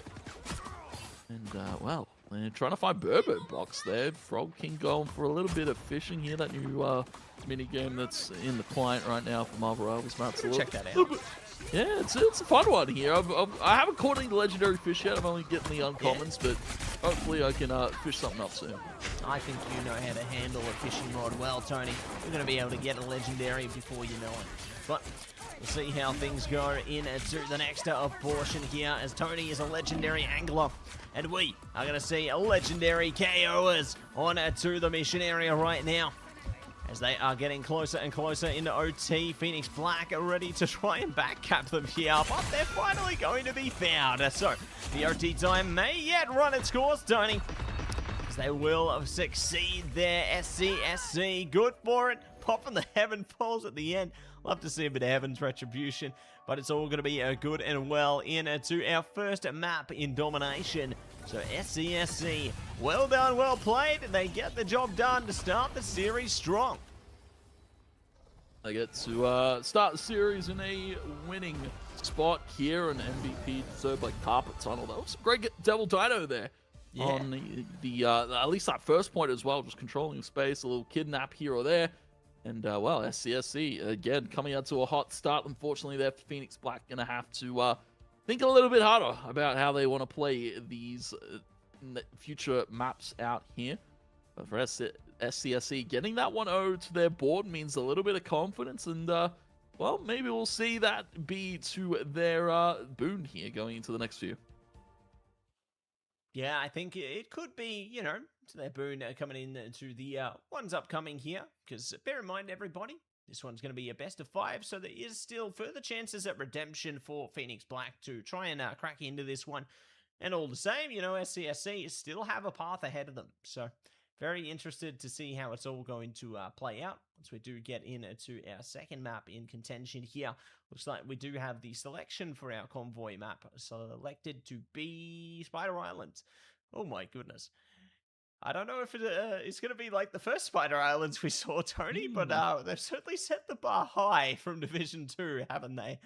Well, absolutely. Spider Island, 25 minutes from Div 2 now to Div 1. Never forget. I don't think we're going to forget. That one's... I'm gonna worry. If I see Spider Island in my ranked games now, I'm just going to be thinking about that 25 minutes. I'm like, all right, I need to do what RWHS did and push the full 3 in OT. If I'm going to be coming out on top of the victors, Matt. But yeah, Spider Island here, and SCSC taking up a 1-0 lead. Phoenix Black going to be looking to bounce back here going into this one. And of course, there's a lot of info now that's been revealed here for SCSC now going into the future, because Phoenix Black, they've just played that map out and they know what they want to probably target ban here going into this one. Yeah, they know exactly what they want to target in there to this one, Tony, and they are going to be able to zone out the Groot. Ember Frost are now going to be taking away from the stage, and it is going to be the demon, the devil dinosaur on the protect there. Punisher actually going to be held down for Phoenix Black here, so we're going to stay true to it. We'll see how they pull through now. They do have all hands on deck this time around, Tony, you know, playing with all of their players. So keen to see if this makes a big difference for them, as they will ban out the Cyclops. So not going to see any of that Ruby Rage today for the re-engage. They are going to be seeing Magic banned out as well. So seemingly more targeted affairs into the draft thus far, Tony. We got our next Protect on deck, though, and they are going to be good to go once they lock in and see how it all unfolds. It is going to be Namor again.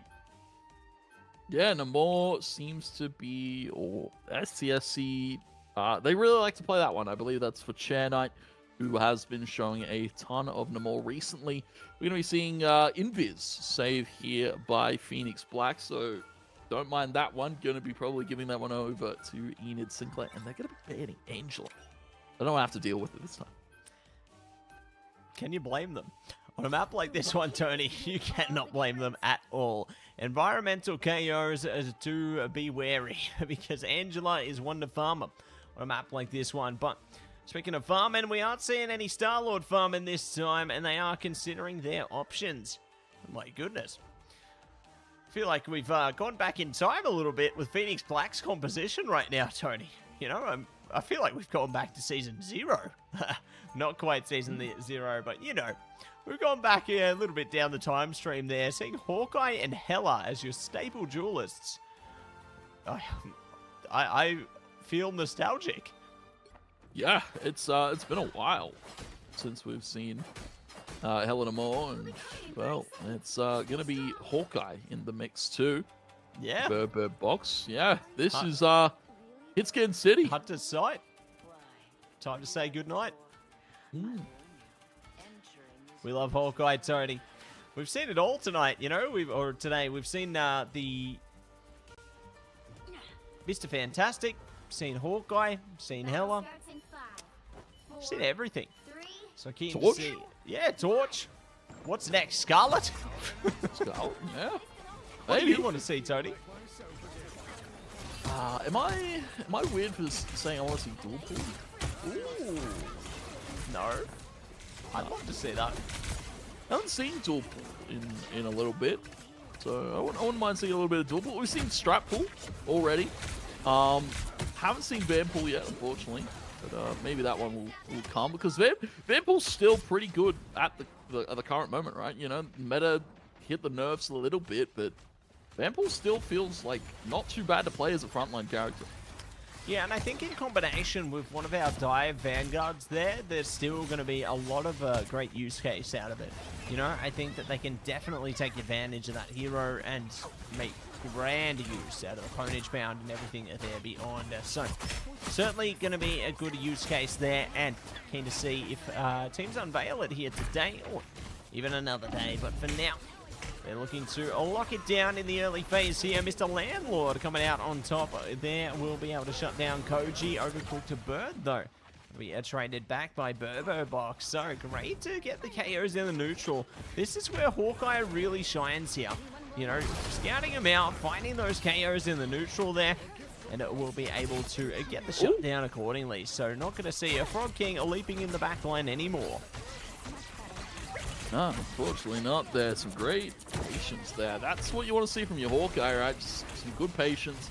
In Phoenix Black, they are still looking to show some more patience, walking it up. Koji and Burbo Box now Overcooked Bird in a little bit of a predicament, and will be first point capped here. Phoenix Black with just some stable movement here on this mission vehicle. So far, so good on it, Tone, and getting closer and closer to maybe more. Ooh, Koji! Finding the KO on the fadeaway there. Nicely done. Mr. Landlord out of here. And Koji are looking to get even more.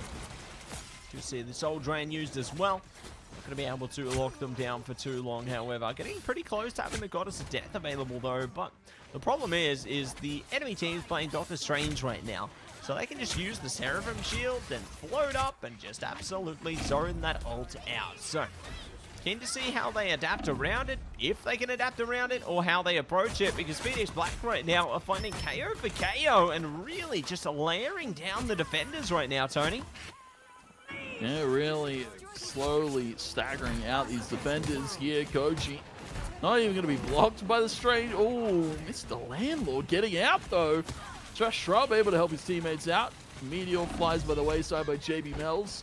Phoenix Black, though, they're still feeling confident. Berber Box hitting some nice shots, too. This is just like slow crawl here through for Phoenix Black, feeling a little bit better and a little bit in brighter spirits now going into the second half. Yeah, going to be in much brighter spirits here. As you do see Dancing the Butterfly coming through there. And the freeze, poor Frog King, going to be absolutely annihilated. So great way to take advantage of that one time. And keen to see more where that came from. They will be able to hold things down and try and lock things in here. Do have a Hunter side available as well for Burbo Box if required, but the Moon are going to be the first thing to fall there. I'm coming out for the double and are looking to see if they can get the triple ripple as well. Ooh, so close, but not today. Stress Shrub does scrub it away and will be good on the counter action there. Double KO for them. They can now look to concede and fall back. They've taken a lot of space here. And now SCSC are going to be forced to try and retake it here, Tony. But they've still got an ample amount of time here for the Phoenix Black side. Phoenix Black still like 2.5 minutes on the clock. They're not going to be feeling too worried, but SCSC, a few ultimates starting to come online as well. We do have the It's Jeff. We have the Eye of Agamotto. We've got Overcooked Bird as well with that Freedom Charge. Phoenix Black, they have a few ultimates at their disposal. They're just going to pop them immediately. Eye of Agamotto aggressively pushed on it through towards the backside of things here. And you can see how freely Phoenix Black's duelist players are able to play here. Koji going to be playing up in the fray, though. Very aggressive maneuvering. Frog King going to have to fall back, but Koji has their number. He's going to be ringing it. Phoenix Black. Now they have to deal with Overcooked Bird trying to stall here. He's going to be forced away, taking a ton of damage before he can even get on. I have Agamotto. It's Jack now going to be coming through. This is where SCSC can shine. And shine brightly, but not today, Tony. Eternal Bond is out. The dance floor out with it. Oh, Enid not going to be able to bring out the boundary there. Goddess of Death comes up, and here it is. Exactly what I talked about. The Seraphim Shield yields big results to nullify the impact, but it's the Hunter's side coming through from Burbo Box, which could lock it in. They do find Stress Shrub there, trying to scrub past even more players. The Moon coming down. It don't matter. Your whole Vanguard lineup is gone here. Hawkeye taking them out and sending them back in here. And that means Phoenix Black have managed to crack through and get that next checkpoint, Tony. So a great way to get the job done. But Koji now backs them up even further. The stagger is massive here. They've made a change up to Mr. Fantastic, Tony. Is this the answer they need? This might be the answer they need here. SCSC changing up a few things. Mr. Fantastic Landlord here. And there's going to be Zardy, walking up, trying to duel against the Cloak and Dagger there in the backside of things. Zardy a little bit too far forward, and now we'll see SCSC turn for that one. And help out there, Cloak and Dagger, though. Koji in the meantime, though, still getting these quick KOs. They're just like a sprinkle in the backside of things. We're going to be seeing Dance of the Butterfly come through, secure a few quick KOs there. Double from Frog King. And Phoenix Black, now only 1 minute 30 left to play with here, man. SCSC are mounting a strong defense. Yeah, mounting a big defense in a big way here. They're really doing a great job of running down the clock onto this one. Let's see how they lock in with the Agamotto up front, Tony. They will be able to shut down Frog King onto this one. And looking for more, it's Burbo Box absolutely wreaking havoc here on the Hawkeye. They take aim and they find the triple KO. Looking for more as well. Not going to be able to lock it down yet, Tony, but you know that they are supporting their team best they can here. 50 seconds and a dream. Will they be able to make it come true? Somehow JB Mells survives through that. I love that they play their corners here, but speaking of corners, they might be looking to corner their enemies here. Koji ready, waiting, slating their way towards that spectacular spin, Tony. And they might just get it, but the Meteor are going to be first to dunk. Ooh, and it's going to dunk on there to Frog King. I thought they were going to try and find the strategist there with that Meteor, but Meteor in return, it's shut down though before it can even go bang. Spectacular spin from Koji. And we're going to be seeing the fate of both worlds here from I Love Cold Sober, getting everybody healthy and willing to push this mission vehicle forward. Frog King back from a unfortunate casualty, but he's going to get shut down, frozen there. I Love Cold Sober dealing a little bit of damage here with the Luna getting in the face of the members of SCSC. As overtime will tick, Phoenix Black, they need to get this push completed here, but Freedom Charge might stop them at their toes. Yeah, may stop them in their tracks, Tony, as they gain a lot more traction here. Zani going to be the one to rely on with the Agamotto, locking them down around the back. Yeah, surely they can glide past. They've managed to find a couple of KOs onto this one, and maybe could get even more where that came from. Mr. Landlord doing their best to hold on to their position here, but it's not going to matter. They are going to be forced down. Hunter's Sight coming through as well from Burbo Box just to secure this one. They're playing from up high as well. They don't even know where Burbo Box is right now, but it doesn't even matter. Burbo Box gets the quad KO and stops the show in its tracks there. They push the full distance, Tony. No time to spare. They don't care. They get the job done. Yeah, beautiful shots there from Burbo Box. We didn't get to see it on the Punisher, but we're getting to see it on the Hawkeye. Oh, yeah. Yeah, not even going to change it up. He's the go. Burbo Box just might be the go. This is the best Hawkeye I've seen so far. Oh, and it's the Vanpool, Tony. The Vanpool. I was just about to say Vanpool here, so we'll get to see it. And, well, that's 2 out of the 3 variants of the Deadpool hero. And, yeah, going to be keeping with everything else. Pretty stock standard here for Phoenix Black. SCSC, though, of course, did change up a few things at that final mark here. Carpet Tunnel on towards the Mag, Mr. Landlord, as you saw. Fantastic. And, onto the attack side, they'll go. SCSC have to push the full 3 here. Go to OT, Matt. And, of course, for Phoenix Black, realistically, they just have to hold them in their spawn, maybe. Easier said than done, though. Yeah, the spawn hold is... a sight to behold if rare they art. can get it done. Yes, it is quite the rare art, you know. It almost feels like a forbidden art with some of the instances that it does occur. But we'll see if it is going to be pushed into existence here on Spider Islands, or whether it could fade away into nothingness. So we hold things together in the beginning here. Phoenix Black are ready to try and launch the attack here. Mr. Landlord just going to be holding space right now. Will be falling back, but they do have at least Overcooked there. Going to be doing the best they can and will fall. So, unfortunately not able to take advantage of the Captain America there. No good for Stevie Rogers. See how they fare into the next portion. Koji, again, just being ever consistent here with that hell up, finding some quick KOs secured, and Burbo Box as well from the high ground there. Very aggressive position to be taken, especially with Overcooked Bird on this cap trying to run you down. Koji still picking up those KOs, and well, Frog King and trying to get in the backside. Gonna be hovering around that room. Burbo Box knows that they're up there though, so could be finding a quick KO. And well, Burbo Box. Yeah, just trying their best to stay locked in on this one, Tone. They've really been able to take full advantage of the Hawkeye kit there, and looking to continue to fly high with that one. As I like the attempts that are coming through from SCSC here. You know, they're trying to find that resurgence, trying to find a way to reinvigorate their forces, but I mean, they just keep getting boxed down. Enson coming down as well. Not going to be able to burn their way through, though. Well, I speak too soon. It's Luna time. Overcooked Bird are soaring above them right now, and they may yet finally be able to push past them here, Tony. Phoenix Black are trying their best to hold the line, hold position here, but they are just going to get staggered out. So, a perfect reinvigorated approach here from SCSC.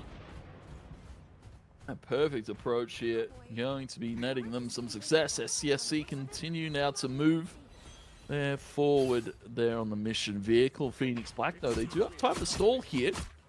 They could look to try and touch. They're going to be trying to take out Burbo Box quickly, though. Frog King going to secure that KO, chase forward and chase on.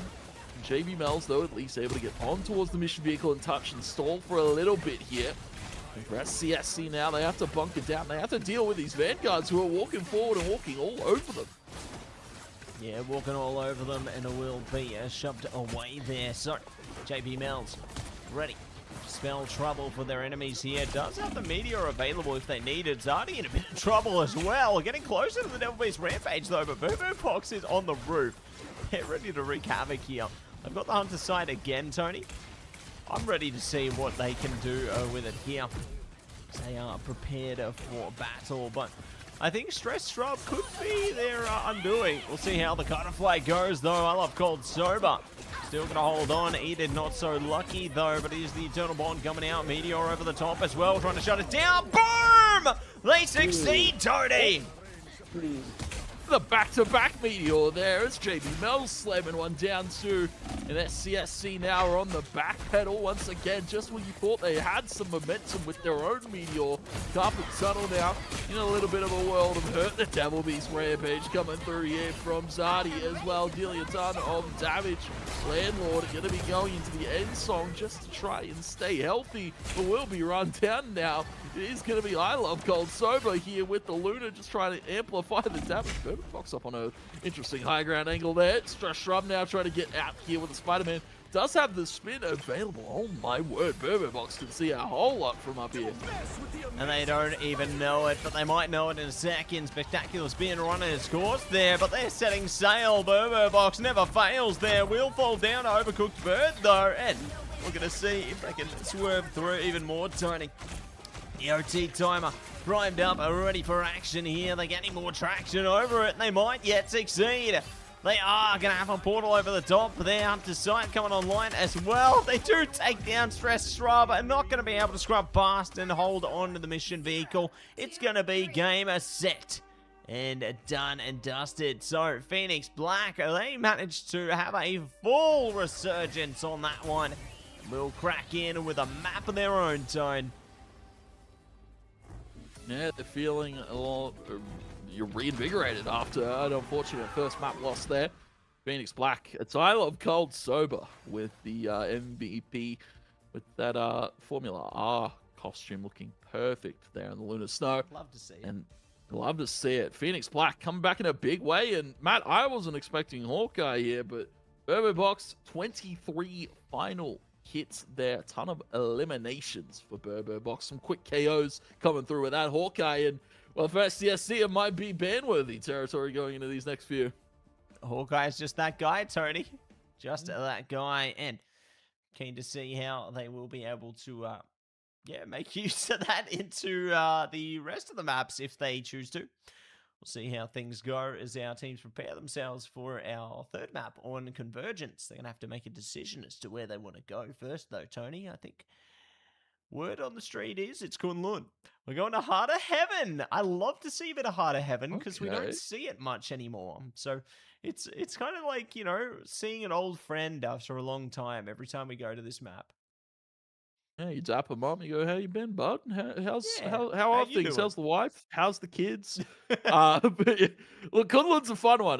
You don't get to see Kunlun all too much, and it feels like it enables different kind of strategies, right? You can play very heavily into the dive and try and stagger out spawns, but also hit skin's pretty good on a map like Kunlun. So I imagine I'd want to see Hawkeye or Hela probably getting taken away here by SCSC.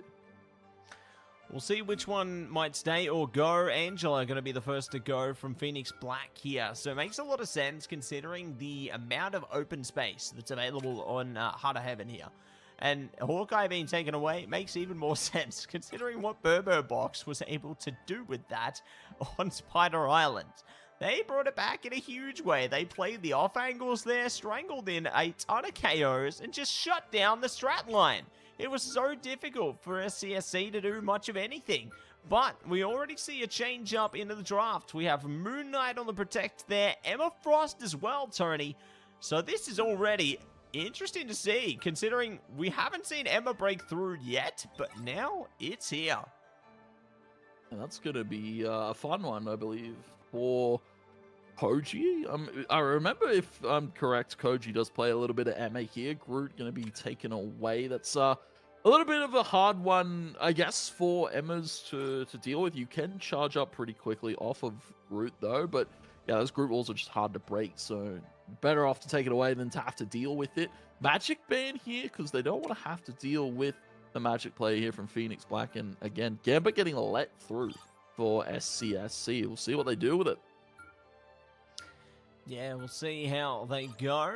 No Cyclops gone yet, Tony. This could be a first, maybe. We'll see how things go into the rest of the draft here. 2 more bands available. Cyclops could be one of them, all rogue. To deny some team-up capabilities there. All on these teams, Cyclops will be priority. So, there is the option to play into the rogue team-up here with SCSC. Or either side, for that matter. We'll see how they fare, though. As they will hold it down. 10 seconds now. One last band. One last hero to turn to 0 here. That is going to be the Punisher. So, they're really trying to disengage Burbobox. Because we saw Burbobox do a great job on Punisher in the first map. Albeit they lost on it. But they still were able to do a pretty good work. Now seeing a change up in the compositions as well. I saw that Blade Hover come out from Zadi there. Now, at the moment, a lot of teams are in that experimentation phase, you know, trying to see if things like the Blade can work here. Things like the Namor can break back out. Burbobox even considering the Bucky, perhaps. Moving back over to the Hela, though. So you did talk earlier, Tony, about how they want the Hela, or maybe they want the Hawkeye. They've got one, and they've got the Deep Wrath team up with it. Yeah, I don't mind Hela more. It feels very old school, what we're accustomed to, Matt, and that's like, you know, seasons early. And well, for the likes of Phoenix Black as well, they're rocking with the Emma Mag, very strong, aggressive front line. New costume as well. Yeah, the new costume, new summer costume. attire. Yeah. I haven't had a go at that balloon pop event yet, but there's my a luck lot in of fun those things to are do. terrible. I yeah. always run all 6, so I don't doubt that will not change this time. You have to stop them from securing the mission area. Alrighty, Tony, here we go. We are going to be getting it down to business in a 2. The first push here. Phoenix Black are looking to crack up past the pillars. Do have to worry about SCSC. Pushing up close, though, making use of the Seraphim Shield. Even putting the ice up there. Koji trying to box them out. Unfortunately, not going to be able to cook with it, but the Carbon Crush will certainly allow them to rush past it, Tone. And they've already got a bit of an advantage here.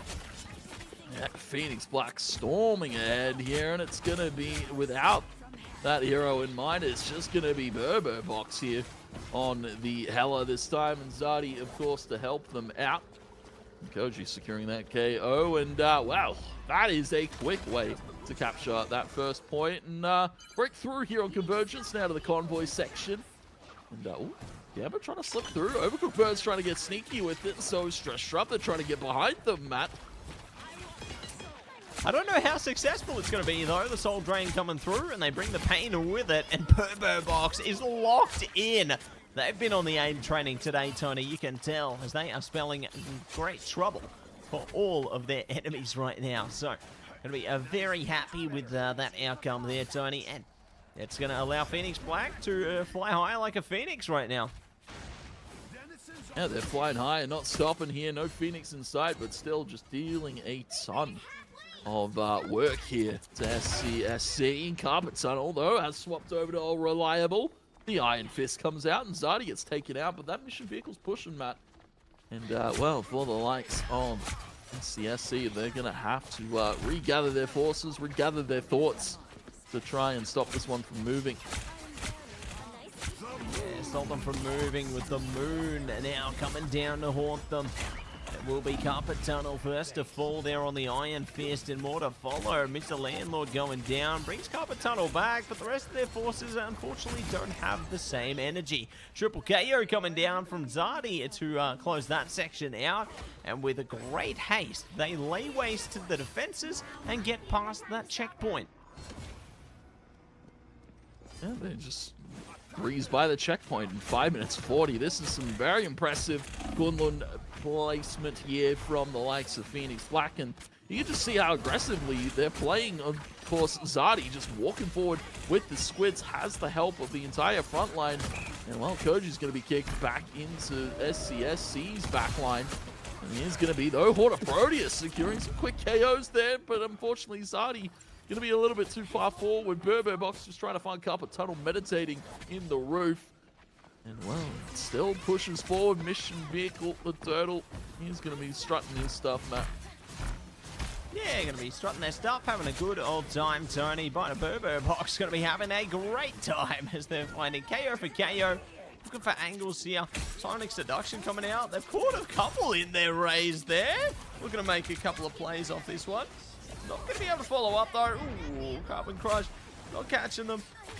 Going to be okay for now, though, Tony. They're just doing a great job of singling them out. Like, the CYA comes up, goes down just as quick. Unfortunate position there. Yeah, unfortunate position, and well, 1.87 meters. Finally, SCSC are able to shut him down there. No Cookbird getting involved. SCSC at least able to hold for the moment, but still 4 minutes to stave off Phoenix Black's onslaught of an attack. It's triple from Overcooked Bird. And well, for the likes of Burbo Box and the rest of Phoenix Black, they're going to have to regather themselves here. Ultimate is available for the likes of Stress Shrub, but ooh, Portal into Raging Royal Flash was hard to answer. Yeah, it's a typical one to find the answer there, but see how it goes. Meteor comes down, no KO with it. Unfortunate, but they still got more that they can do here, Tone. Oh, there we go. Jumping over the top there. Chair Knight saying good night to them. Goddess of Death coming out as well, but it doesn't even matter. They will be able to splatter their way in with a bang there. Pushing the full distance with just over 3.5 minutes behind them. That is huge for Phoenix Black there. SCSC gonna struggle to find an answer here. Yeah, really going to struggle to answer the play that's happening from Phoenix Black. And, well, what do we decide to swap it up? Chair Knight, maybe Cloak and Dagger. We're going to be seeing Mr. Landlord now on towards the Moon Knight. So, changing up what they want to bring to play here for Phoenix Black. They're going to be maybe thinking about the Widow there for a second. Soba was thinking. But no, swaps immediately back to the Loki. Unfortunately, it's all business here for Phoenix Black. Yeah, it's all business. No fun time, Tony. Only business time here. They keep it serious. Keep it locked down. We'll see. Okay. Well, maybe not. Tony, maybe not. I think they might just be playing for the vibes. Yeah. Yeah, I'm going to eat my words up like cereal there. Zardy going to be on the Widow. That's interesting.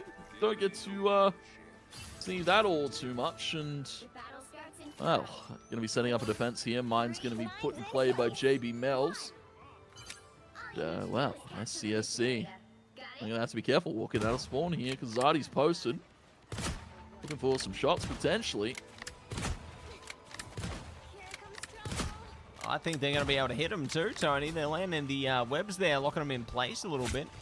Might actually be able to do even more where that came from, but we'll see how things go. They can even combine that, right, with like the Soul Drain there. Burbo Box can do a great job to hold them, but yeah, SCSC are the ones breaking in with the KOs right now. They aren't taking advantage of it though. Well, maybe not. I think they are going to manage to get some back cap action here. So it might not be over and out yet. They might just be able to do more. It's great that Koji was able to stall them out though. If they do Strange Portal onto this, for example, they can stall it. Looks like they're not even going to consider it, Tony. Even going to consider the issue. And SCSC, quick cap for them here, Matt. Phoenix Black now. They're going to have to switch it up. Koji Spider-Man could be a fun one. Of course, you can charge up that spectacular spin pretty quickly, so of course Koji going to be looking for that one. Diving headstrong into opposition. That's what heroes do best, Matt. Diving against their foes. Diving against the evil in this one. Yeah, going to be fighting against the evils. Ready to see if they can save the day, Tony. But will the day be able to be saved? Let's find out. As Mr. Landlord now going to bolster their defenses. Try and force their enemies to repent there. They get over here, instilling fear into Mr. Landlord. Koji locked in on that one and looking for more. They're getting close to that spectacular spin as well. That could be a bit of a problem, Tony, especially considering they're stacking up KOs alongside it. Yeah, stacking up some quick KOs, and Phoenix Black, well, they've got pretty sizable position hold. JB Mel's, and there's going to be a spectacular spin. Koji, though, going to be shut out. Gonna try and get away at least, but not quite able to. At least Zardy is able to help with the squids. Box still has that deep wrath team up with Zardy, so they do have still a ton of tricks at their disposal here for Phoenix Black and for SCSC. I mean, slowly getting staggered here in this approach. It is going to be Eternal Bond, going to be Meteor from JB Mel. Doesn't quite land, and Chair Knight actually going to find Enid Sinclair there towards the backside. Yeah, going to be able to do plenty towards that side there. Dance Floor coming out to try and sustain through the Goddess of Death here, but Frog King out of range. Not going to be able to get the heals on that one, so they are shut out of the game for the moment. Going to see the Rage and Royal Flush now at the conclusion of the dance floor, and they will claw ahead with more. So Phoenix Black ready to launch into this one with guns blazing. Tony doing a fantastic job so far, and very keen to see what else they can do onto this, as they will be bringing the utmost entertainment here and then some. Yeah, it's a very entertaining play right now. Phoenix Black, some entertaining hold here. Oh, Frog. All the way around the backside things there. Trying to get that Dancer Butterfly off, but unfortunately not securing that quick KO. Or quick 2 KOs there that it could have been. Oh, Isart's going to be coming out from I Love Cold Sober. They're going to be using that Emma team up as well, just putting up the wall, not allowing SCSC to walk out. And Frog King again getting shut out here. Box just playing some lights out hella. Lights out, good night. Not ready for another fight here, Tone. See how they hold on to the rest of this one. Oh, it's time to get bouncy. Brainiac bounce coming in. Oh, double KO! And looking for more around the corner. Goddess of Death coming out as well. Tony, SCSC are desperate onto this one. And they will be pushing it up one step further, but they have a ton more distance to cover here, Tony. It doesn't matter how bouncy they can get, considering they're not even halfway there yet. They're not even halfway there. They're going to have to keep that momentum going at least 2 minutes to continue to push the full 3. Phoenix Black, they might look to stop him here in the stairwell. And it is going to be I Love Cold Sober securing that one. Dance of the Butterfly coming through on top of the Psionic Seduction here. So Dance of the Butterfly next one, quick KO. But Koji with this Emma Frost that was allowed to be put through here. Phoenix Black will capture the mission vehicle, and Koji, he's not done yet. It's a triple. Maybe looking for the quad. Oh, might just be the slam. Goes invis there with a cloak and dagger assistance. Wall is going to secure the quad. Unfortunately, though, it's going to be stolen by Zardy. Yeah, delayed quad, I'd say, coming out of that one. They did secure the KO on the Chair Knight in the end there, so well done for them, but maybe more to follow up in the end of this one.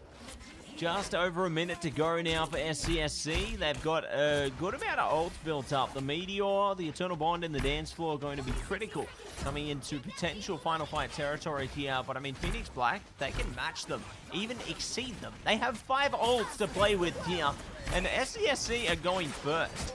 The fact that Phoenix are waiting here, not using any of their strat ults, is diabolical. They burned through the Eternal Bond with the Meteor. They have the Horn of Proteas, and they still have the Rage and Royal Flush and the Dance Floor. This is absolute insanity, Tony.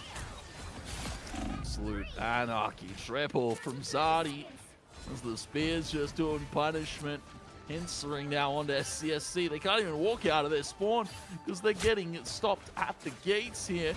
Going to be stressed trying to touch on towards the mission vehicle, but turn and burn Burbox needs to be careful though. JB Bell's going to put out that ball, help his teammates out. Fed by the world's raging Royal Flush here coming back from Enid Sinclair. We're going to be seeing Goddess of Death come through here from Burbox.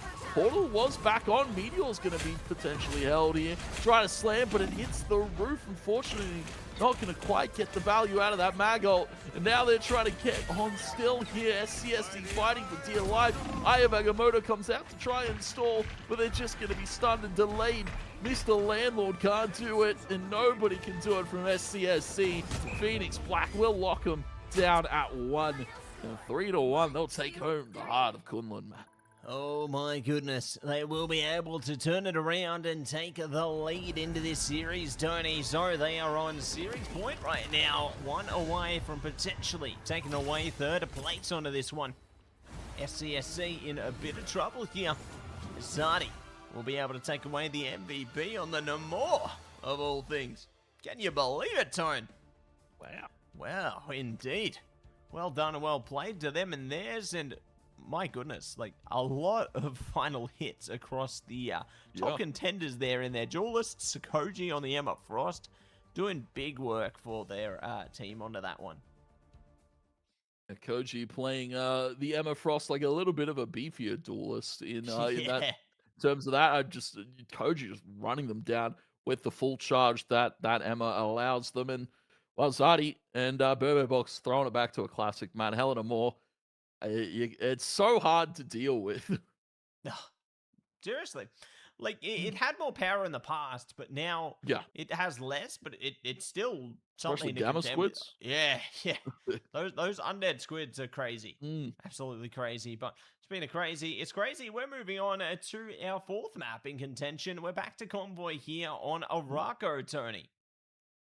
Back to Convoy. All right, this is an interesting one. Araco Convoy is a little bit of a staple of the pool recently, and it's not a bad one. You know, there's a lot of potential here, especially for environmental KOs around that first choke, around that kind of first corner. You can get yourself in a pretty good spot to push forward with some momentum here. And, well, for SCSC, the momentum breaker is they're going to be taking away the Emma Frost this time, but that allows Phoenix Black to bring back the Hawkeye. Oh, no.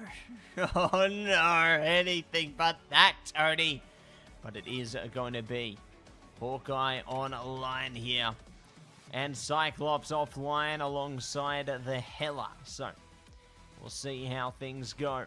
Heading in to the next Protect right now, Tone, as they have one more to keep with them. One more to keep with them. Taking away Hela. Cyclops getting taken away. Moon Knight, at least, going to be kept here for SCSC, but that allows the magic to come through. We haven't seen the magic so far, Matt, and the magic is what we like for Phoenix Black. And, wow, I don't mind that one. That's just, like, Phoenix Black identifying and playing the band draft perfectly. Like, this is the boon of playing a best of 5 compared to a best of 3. You get a lot more info at your disposal, so you could just play mind game after mind game. And SCSC, I don't think Magic was like a thought in their band draft, right? Because they have to deal with the now. The Hela, the Emma were the now. Those were their issues in those last few, so they get through a free Magic, and we'll see what it can do here. CJ Spy thinking about that one already. Yeah, contemplating their options here, Tony, and ready to try and lock things down. So we'll be looking to get their hero picks in. They are going to be playing into their strengths here. Looking to do what they can. You can see potential for the Devil Dinosaur here. Maybe, maybe not. I like how the Phoenix Black are considering their melee-based duelists as well, though. Like the fact that they play into either the Magic or the Spider-Man definitely can net some benefits, but the Squirrel Girl is coming out. Tony, okay. You know, we talked about seeing unconventional heroes today. Looks like this one is going to be ticked off the bucket list there. Yeah, it ticked off, and well, hopefully it ticked off SCSC in terms of make them a little bit upset. That they're going to have to deal with a Squirrel. JB Bell's going to be on the Rockets. And, well, I love Cold Sober. Invis. And as I alluded to, Matt, environmental KO potential here. Frog King going to be showing a little bit of presence early on in the piece. I love Cold Sober, though. Ooh, a little bit of a duel of wits already. CJ Spire knows that Frog King's around because that health pack did get picked up. Herbert Box posted like a sentry turret with that Hawkeye just looking for a shot. Yeah, looking for a shot and looking to see if they can lock things down in the meanwhile. But we'll see how they fare, you know, to the rest of this one. Cold Sober doing the best they can to get their team online, but Phoenix Black not going to be able to push past this one. Just trying to hold a position onto this and see if they can fare well, but see if they can push past the corner, Tony. Phoenix Black can have no problem so far. All they've got is the ironwood wall there between them and the next choke point. So this first one, they breeze past it. They breeze past it in no time at all. Zardy, there's the unstoppable squirrel tsunami. Hard to deal with there, and it is going to be... Is that an environmental KO there in the feed from Soba on towards Frog King, getting absolutely checked by this invis. Burbo Box. Great angle up on the high ground. Nobody really going to contest them because, well, SCSC are so far pushed back by the rest of Phoenix Black just being in their face right now. Yeah, they're not really going to give them a chance to breathe, are they, Tony? Phoenix Black are just committing to this triple duelist composition here. And I got to respect it, you know, if they have the confidence in themselves to just absolutely, like, glass cannon it and just damage through everything, why not? Like, I love the patience on the shots as well there. The Eternal Bond going to be committed to try and hold things down, but they just don't care, Tony. Yeah, it's just not a care in the world right now. Overcooked Bird at least able to catch CJ Spire a little bit too far forward. And, well, the rest of SCSC under threat. Koji will be bouncing on in with the Spider-Man, sling and fist, trying to take out these no good doers here from the likes of SCSC. Zardy, this is a very aggressive angle to be playing with a Strange here. Looking for some quick KOs there in the interim. The rest of the team going to be pushing on through. Mission vehicle continuing to go forward. Burbo Box, that's a Maelstrom double from Zardy. Okay. Looking for the Groot as well, but Burbo Box sneaks that one away. Phoenix Black just, again, just showing a ton of confidence here in this matchup, Matt. Yeah, the confidence is key as well, Tony. They need to shoot for the stars, and they are doing exactly that, you know. Looking to ignite the battle and do the best that they can here. But for now, they are just going to be holding a position. Looking to battle from a distance here. Let's see how they shake things up. The moon considered, not dropped yet. Ooh, maybe soon though. They're ready in position. Thinking about it. The chain's going to lock them down though. The moon going back into orbit, Tony. And left in the tank. Oh, they thought about it. They thought about it, but not today. Not today. Koji being a nuisance here to the Groot. Normally, stress shrub. Groot's hard to get moving there. Normally an impenetrable wall that you have to break down, and Koji will be breaking down Frog King there. Going for the butterfly dance, and it doesn't really pay off. Unfortunately, let me send it back to spawn here. Khonshu. We thought about it here from Chair Knight once again, but not going to be thought. No, he pulls it back out. Shows him he's not scared. He's just aura farming here. Pulling out the Ankh, but not popping it. Yeah, they you know, maybe they just pull it out for the aura, Tony. You know? Just say, yeah, you know what I can use against you? This. But you know what they can use against them? The Dark Child from CJ Spire there. So, going to be looking to try and slice and dice through the back line there, and will succeed with great speed. So, good job from Phoenix Black to crack through it. We'll see what else they can put into perspective here. Seeing what they can do here. Amplifier for JB Mells could be good at setting up Turbo Box for some KOs there, of course, with some quick shots. And Koji, Frog King, on the back foot there. Koji almost getting taken out, though. Thankfully has the help of JB Mells. CJ Spire just going to be watching him walk past here. And again, pulling out the arm. Chair-Knight, when are you going to use it? Well, they keep thinking about it, Tony. They're teasing us, you know. They got the CYA up right now as well. Oh, they just keep teasing it, Tony. They never want to pull the trigger. Darn it. Hunter side coming out, though, so at least they've got that tracking well. Burbo Box managing to absolutely shred their way past it here. But won't be finding any more yet. Oh, maybe they will. Maybe not. There it is. Oh. Yeah, patience is rewarded, Burbo Box. And oh, there's finally the con shoot, but it's a little late. SCSC. Jedi, we needed to see that one earlier in the picture. We needed to see it probably like the 4 times you pulled it. Yeah, maybe even before that. Yeah. Oh, unlucky, Tony. Unlucky, but you know what is going to be unlucky? Being faced with a Black Widow there. Maybe not going to be faced with it today, though. Do see the thing coming out from Stress Scrub here, so trying the best they can to try and scrub past Phoenix Black on this one. Going to be a tough gig ahead of them, I'd say. But it looks like they might be committing towards the triple Vanguard composition with maybe a double strategist and a duelist. We'll see what they push into, though, in the long term. Now, what do they decide to bring here? Phoenix Black, they're actually just going to change nothing. Completely keeping with their triple duels composition here. Spider-Man and Magic, good at diving. And then, of course, Burbo Box. We better. Steady aim with this Hawkeye that's been shown. And of course, going to be going over towards the right-hand side here, right-hand angle that not a lot of people look towards, Matt. It's actually interesting to see, you know, if you look at it statistically, how many people are checking that left-hand area. 3, 2, 1.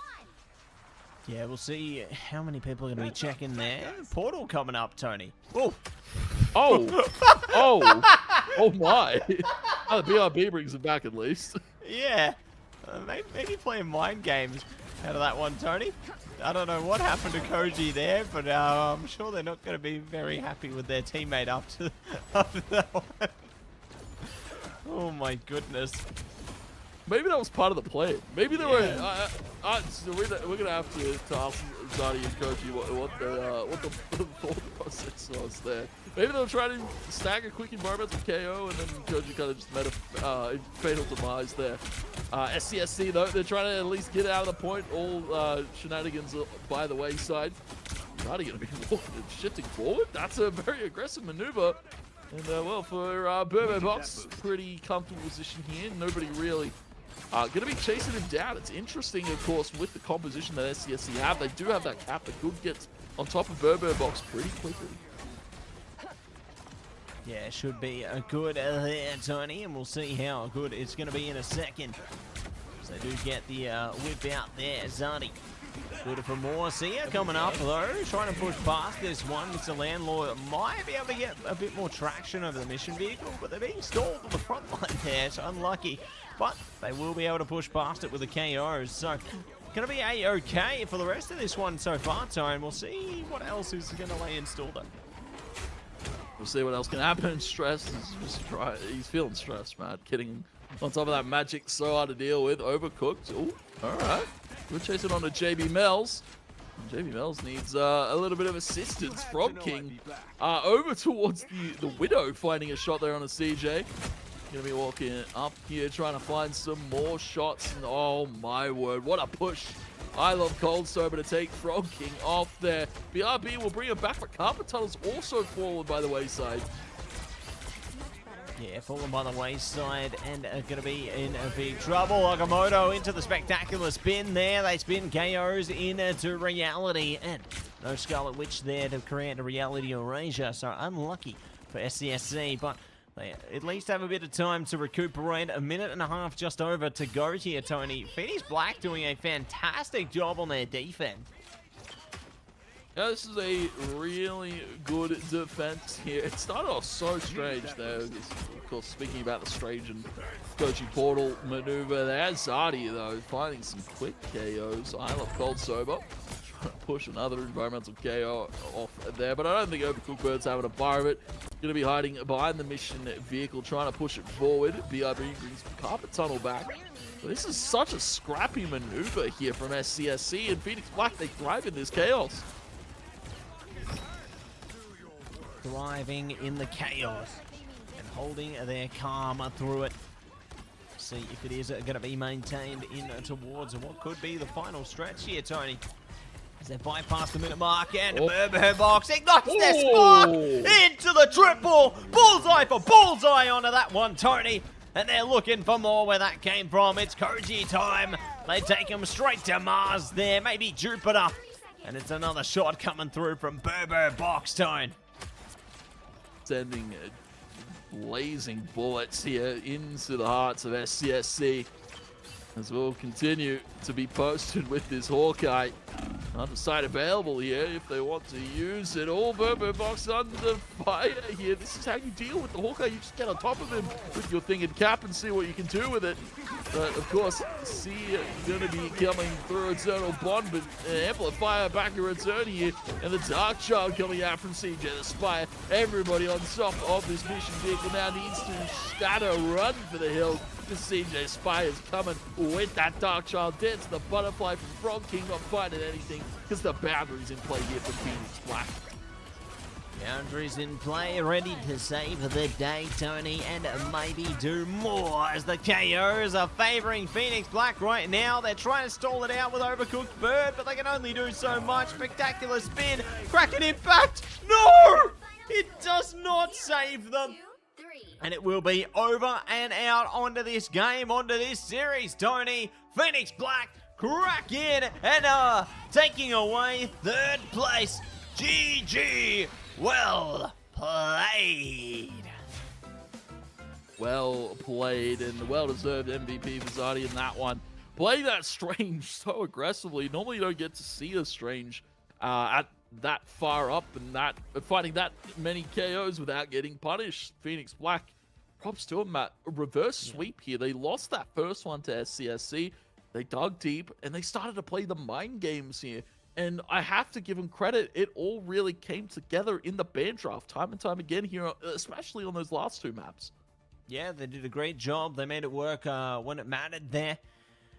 And yeah, it all just came to be a well-oiled machine in the end there. So I got to give props where they're deserved. You know, Phoenix Black managed to hold their own, zone in on it. They got the full reverse sweep. You know, SCSC, they took that first map there. Once Phoenix had all hands on deck, they managed to just run it back in a big, big way. So big shout out to them. And there's Zadi doing great job with 13 finals. Like we saw Burbo Box again somehow be afforded that Hawkeye. Like we saw Hawkeye banned out in the past, but just didn't matter. They even played triple duel as Tony. So kind of insane, you know, insane with what they're able to do. And they even brought out the Spider-Man. Maybe getting prepared for brand new day. You know what I mean? But we'll see what is going to be in store for them. Still, big congratulations to Phoenix Black for taking away third place there. And we have one more series on its way, Tony. It is going to be our grand final. While we get that one prepared, though, everyone, we are going to be heading towards a short break. Don't go anywhere. We'll be back before you know it.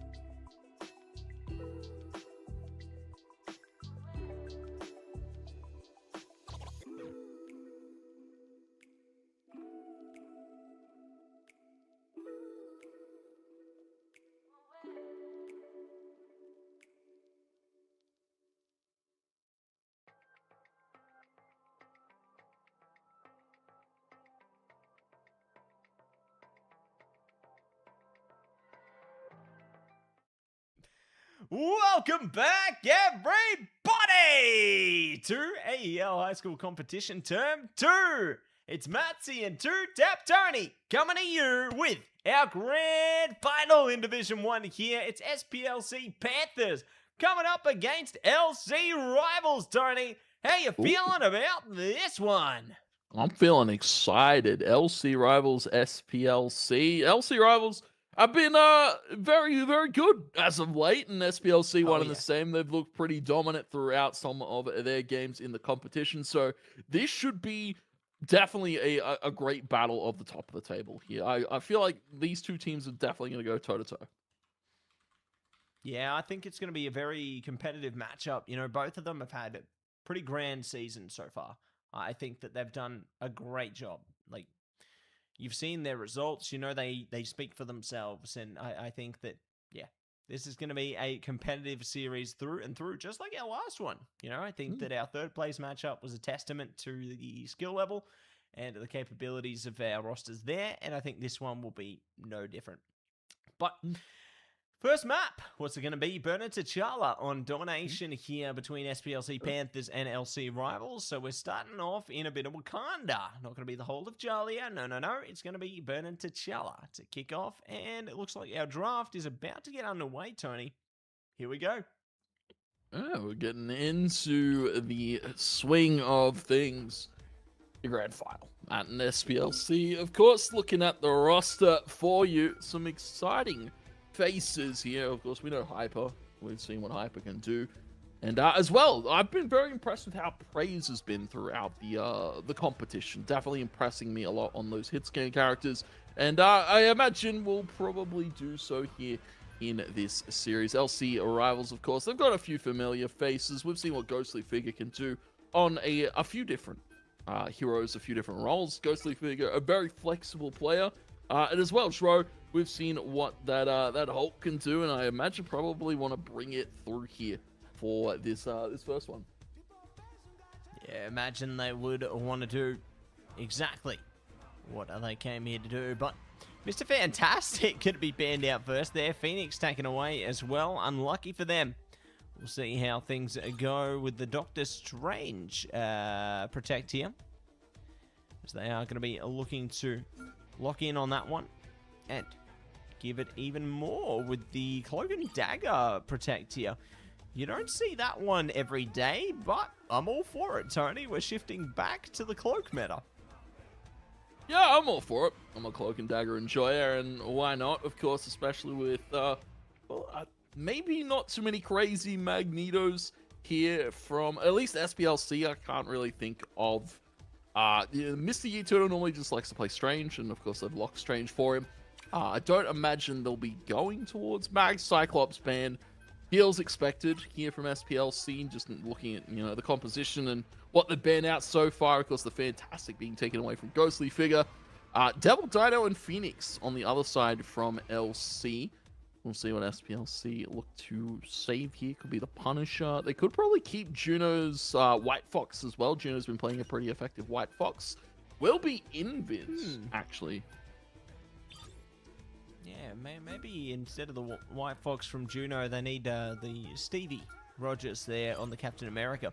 I think that could be the recipe there, Tony, but no, not today. We are going to see Elsa banned out, though. So oh, wow. I think the interesting thing about the current season is the fact that you have so many duelist options, right?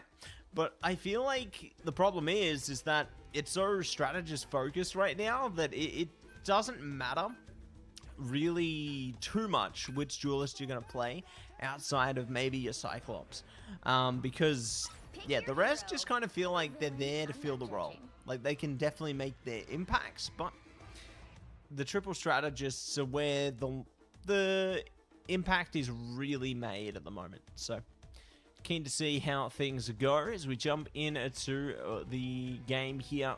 Angela taken away as our last ban as well, so interesting to see that one come out. Do have a rocket from LC on this one, and maybe more where that came from. But our last moment hero picks are going to be locked into this one now, Tony. So get ready to rumble, as we are good to go. And it's going to be the SPLC side there doing the best they can.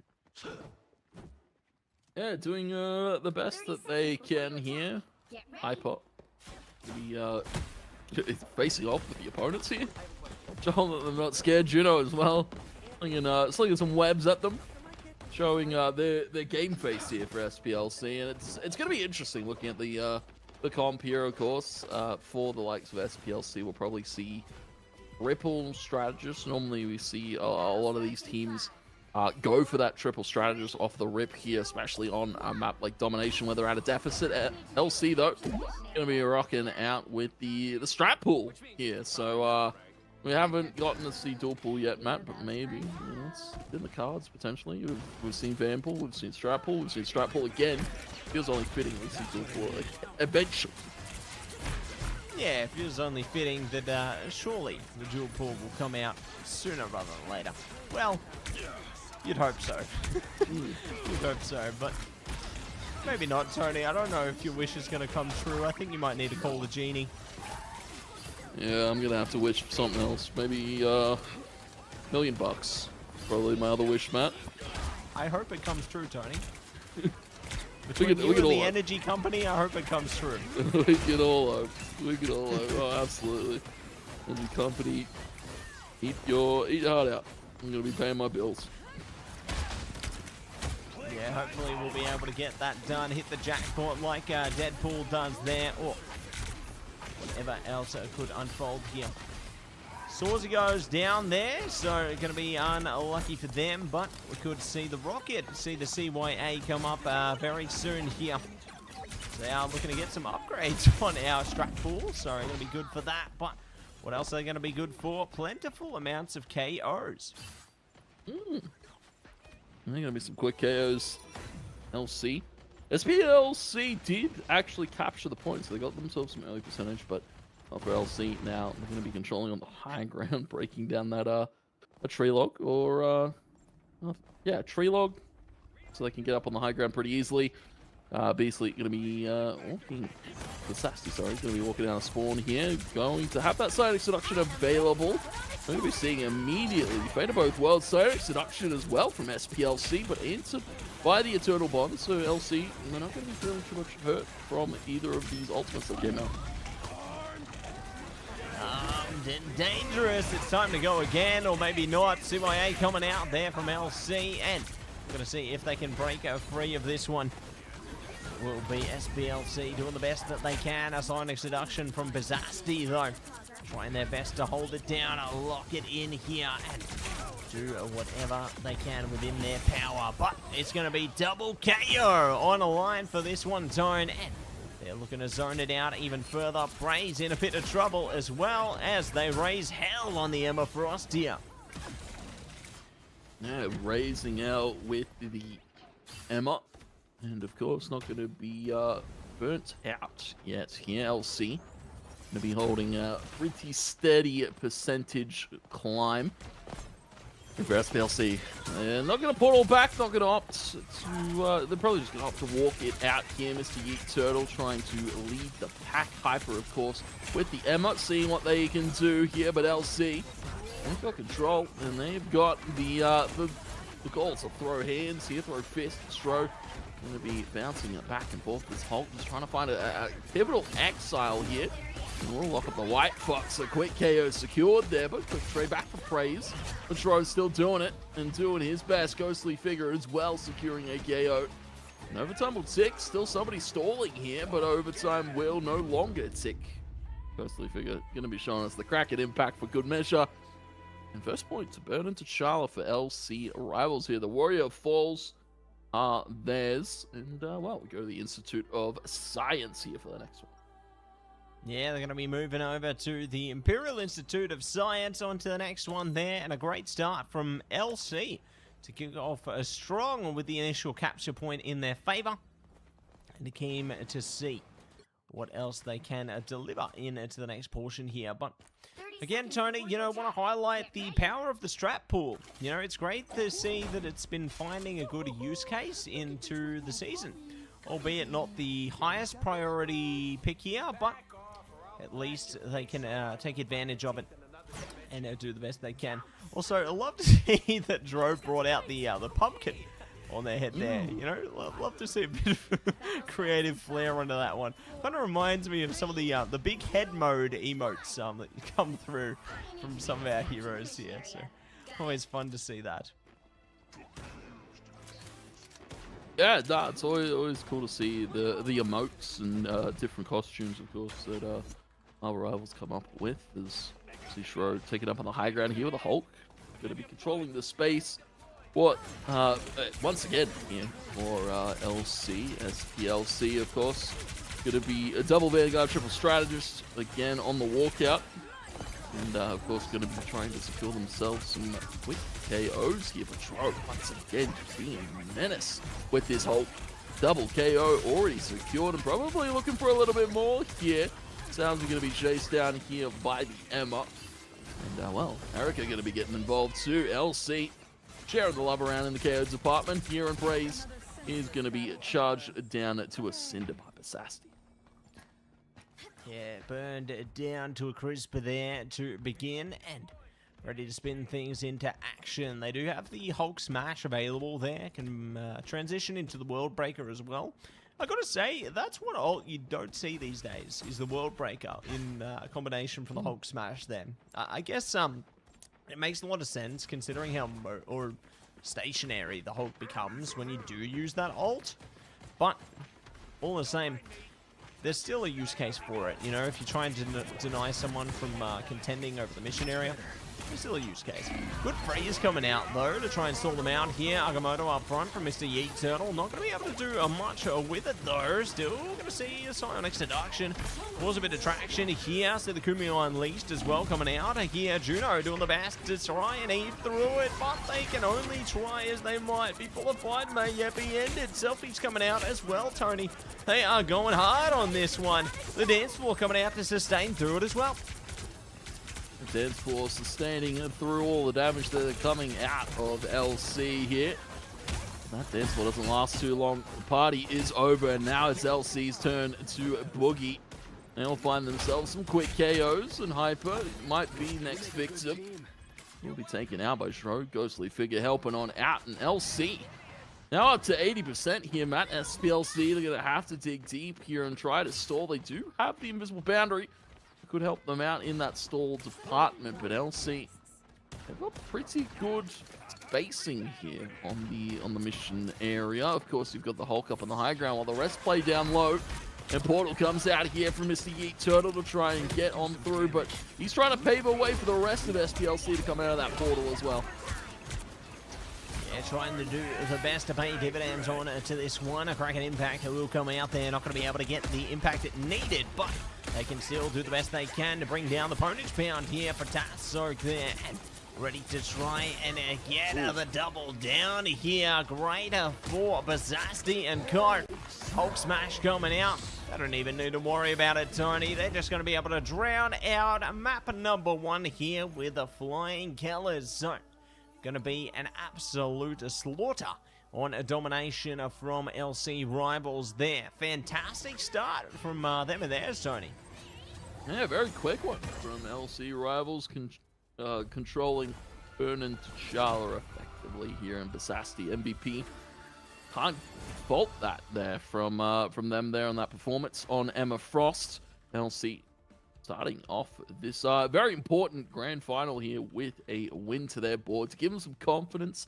Matt as well, I had to give credit to Shro there, not getting taken out there at all, and being a menace with that Hulk, just getting so many exiles there onto the strategists from SPLC, and there's really nothing they could do about it. Hulk's just that good at controlling the pace of the game sometimes, and for the likes of LC, that's what they probably want to do against a team like SPLC.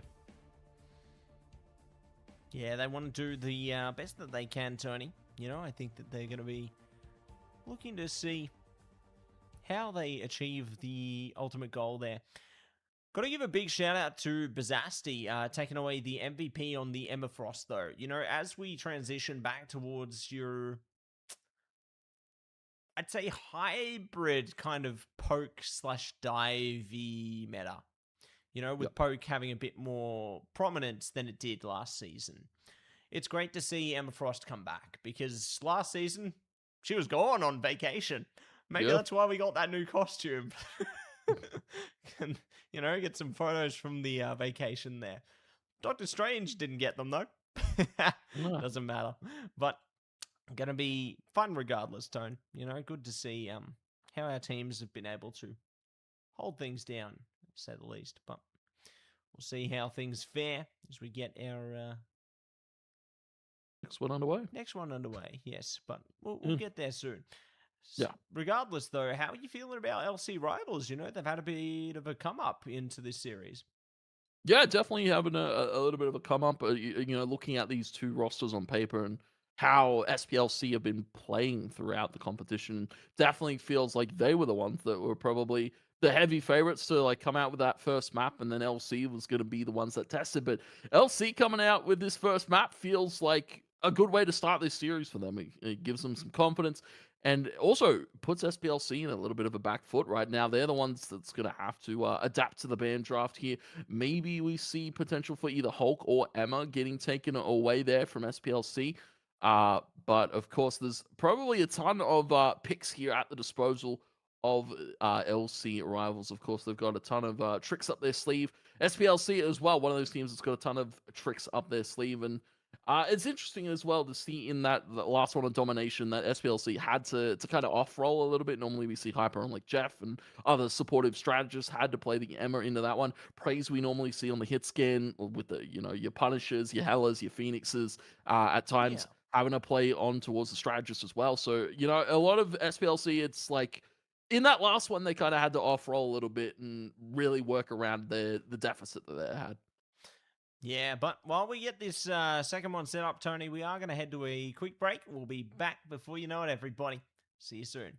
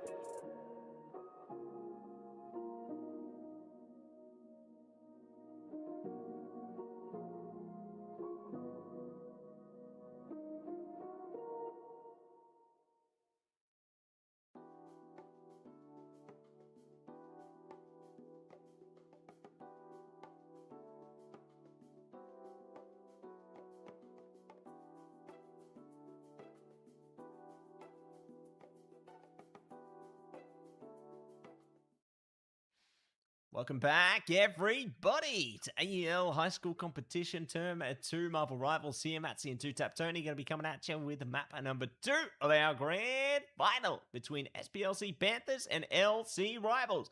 And these two teams have been really heating up throughout the season so far, Tony. You know, they've been doing great stuff. Our second map is locked in here. It is going to be a classic map, as a matter of fact.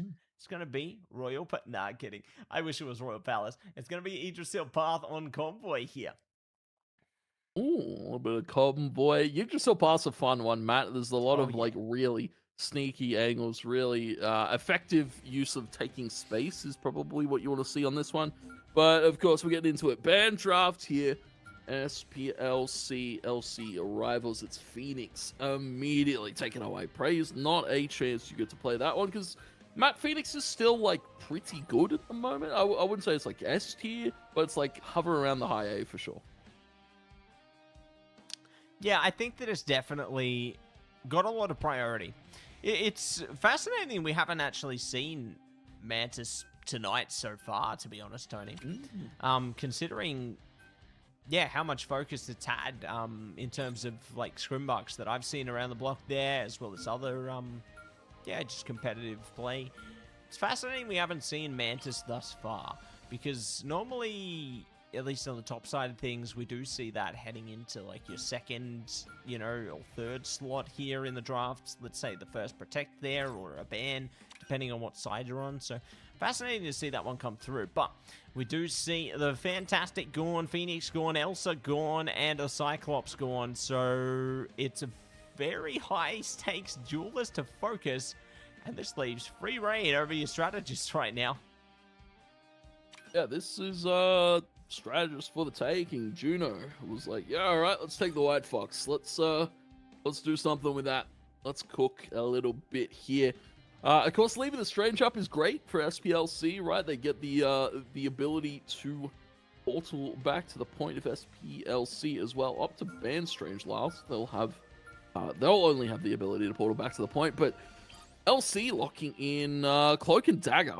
Pretty good, effective pick there. Of course, just nullifying a lot of the damage that can come out as well. Allows them the ability to stall. We'll see Indiz as the final takeaway here for LC. Don't want to have to deal with that one. Rocket as well. So, you know, not a lot of strategist focus towards the start of these bans, but as we get later in the piece, definitely is a thought for both these teams. Yeah, going to be a big thought coming through there, and very eager to see how they navigate the rest of this one, as we have, again, the Squirrel Girl coming through there. It's interesting how they wrap things up with that one, Tony, isn't it? Love to see that coming through, but we'll see what else is going to be locked down, as the strap pool is locked in on this one. So, not afraid to take a bite out of the strap pool there, and keen to see how they ignite the battle coming forth. But here's one of our classical summer costumes from Praise here. I'm keen to see, honestly, what more will be coming through, and keen to see the winter costumes come through as well. It's kind of funny, isn't it, Tony? Because we live on opposite sides of the globe to, obviously, probably the Marvel Rivals devs, where we see all the summer costumes come out when we are freezing cold in winter. I'd love to be on that beach right now. The in-game event that's going on right now, I would love to be on that beach. I'd love to be getting some X juice. Yeah, I'd love to be like your Cloak and Dagger. Oh please. Mate, the dream. Except I'm rugged up here in icicles. Mate. Yeah, icicles. I'm feeling like Lunar Snow out here with all the ice that's happening. Yeah, you're feeling like Emma Frost, Lunar Snow, you name it, you're frozen, brother. But Praise is heating up with the KOs right now. Findings Row to start the show there. Good beginning from them and theirs. And keen to see where else they will be able to take aim here as the Ponage Bound comes down from Stratpool there. And we'll see Puny Banner go into Hulk form once again from Zro as well. Interesting off angle there from Praise. Looking for an effective firing line shot there, but Squirrel Tsunami going to come out. Praise going to be shotgun pun double. They're going to be secured, almost looking for a triple with the help of the Squirrels. Not quite able to get it done. And Praise needing to be a little bit careful though. Niall getting involved here with the Hulk. That's what they want to bring. Somebody to match the Hulk. Hulk could be Hulk action here for SPLC. Mr. Yeet totally behind that little wall there. It hasn't been broken. SPLC though, they might have to be careful. They are slowly starting to run out a lot of their resources here. Niall going to be looking for the World Breaker. Praise up on the high ground, getting some beautiful shots down there onto Ghostly Figure. Yeah, going to be sending them back to the underworld there, it would seem, but not going to be able to do much more from here, as Sawsy just going to be holding from above here. Praise doing the same though. I like how they're holding the angle from the top here, trying to just run down the strategists on this one, but ultimately LC Rivals will be taking focus and everyone else into this endeavor right now, and we'll be able to find many a KO to their name here. Still, Niall gonna be back in Hulk form now. Praise does have the final judgment. If they can portal back to point, this would be perfect. Combine the Agamotto with the final judgment there and absolutely rip and tear. But we'll see how things go. Praise is behind them as well. They might not even need it. There we go. They're going to be pushing straight onto the point. Tony ready for what could be a final fight here on this checkpoint. It's a very important fight here for LC to continue the push going. It's going to be a raging royal flush coming through, and finally we'll see Praise pop that final judgment, but it's going to get shut down immediately. Meteor and Ghostly Figure going for the Kraken impact. Squirrel Tsunami going to be coming out here. It is going to be some quick KO shots, and it is actually just going to be LC claiming the point. SPLC having to use a lot of their ultimates. World breaking out coming out from Nile, trying to stall some more time, trying to take it away from the clock of LC, but now Nile under threat and under fire will be forced to puny banner form. Hyper at least able to help them out here with Juno. Nile's able to get out, and well, for SPLC at least able to stabilize. Yeah, back to Hulk form there. Unfortunately, not able to use the Hulk smash to enable any world breakers there. Not going to be grabbing anyone this time, but maybe next time they'll use the world breaker and grab somebody. We'll see how it all goes, though. They're charging up quick, but you know what else is charging? The Sonic Seduction here, trying to use the Seraphim Shield to shield their teammates from the seductive rays there, but not going to be able to do much with it because LC Rivals paved the way forward. Praise, I like how they're hiding away from it, putting the focus back towards Sawzy and their teammate here, but not getting much from it. Back from puny banner form into Hulk form now. Nile is ready to get it done in style. Looking at it done here, Mr. Yeet Turtle still trying to hold up this front line for SPLC. Nile is back to help him out. He's going to be jumping away. Mr. Yeet Turtle taking a little bit of damage, though. Needs to be topped up by the strategist here. Mr. Yeet Turtle trying to get damage out with the Maelstrom. Raging Royal Flush here as we'll see SPLC to try and take back the ground. Looking for a little bit of anti-explosion. Eternal Bomb, though, from LC actually helps them continue to move forward there. The Eternal Bomb will actually take Praise out. Yeah, they'll take him out real quick here, so gonna be done and dusted. Onto that one, Hulk Smash coming out though from Nile now. Raging Royal Flush in response here from Tatso again. We're gonna see if they can get a stroke of luck out of this one, Tony. Not gonna be able to find it just yet though. Still gonna be holding firm into the diamond form here, but Nasty does have the Sonic Seduction now if they need it. They might not require it as yet, as they are facing a bit of trouble. Now getting purged out, Tony, and more to follow up. Big shotty from Praise there. And looking to slot in a few more bits of damage as well. Raining down hell from above here.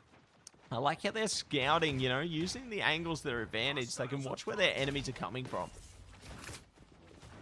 A good range of sight here. Wow, going to be using that corner as well to their disposal. Mr. Yeet Turtle hanging out and again checking out what Praise can see to do here with the Punisher. Of course, they're not really looking at him. LC kind of just like trying to walk around this corner. Nile going to be getting involved. I believe Praise there in the background. Squirrel Tsunami once again here, very quickly charged. Feels like a Moon Knight ultimate and how quickly that one's been up there for Solzy. We're going to be seeing Kumio Unleashed as well, getting a ton of chip damage through and blasting with the shotgun.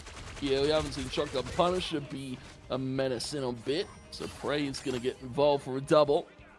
And LC going to be sent back to their spawn with only 20 seconds here. They're going to try and portal, Matt.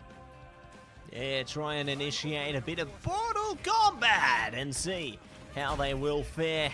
They try their best to wrap things up here. LC Rivals going to be trying their best to push past with only 5 seconds to spare. Final judgment coming out. Worst case scenario. Meteor in response, though, could be good from Droke here. They actually burn past it. Hulk Smash coming out as well. They can't catch a break onto this one, Tony. Sonic Seduction coming out, though. Double from the Maelstrom onto this one. Ghostly Figure sending them to the underworld here. And maybe more beyond. Bizasty great for it. And now trying their best to get even further beyond. And they will succeed, Tony. They will push it into OT, and they will maybe even go further beyond. It's going to be up to a strange portal and a dream here, unless they get staggered out. But no, they will push straight into it. They will contest them. They will contest. Had strong portal in their face, and well, the KOs are still going to LC's board, and Nothing really SBLC can do about it right now. The Squirrel Tsunami comes through and Nile is had enough. Let that Hulk rage on through, and it's 3 from Salzy with the tsunami of Squirrel. It's a quad, it's a penta. Beautiful play there from Salzy to stop it in its tracks, and LC cannot get through any further. Matt, they don't even get the second cap. Beautiful portal there from SBLC, and Salzy again charging up that ultimate so effortlessly, allowing that fight to be won. It's the unbeatable Squirrel Tsunami. Gonna be able to do great things for them and theirs, Tony. And, you know, its function is almost similar to your Apex Predator and your Elsa. You know, it's an ultimate you have to try and burn through as quickly as possible. Otherwise, it's just going to wreak havoc on your backline and continue to zigzag through.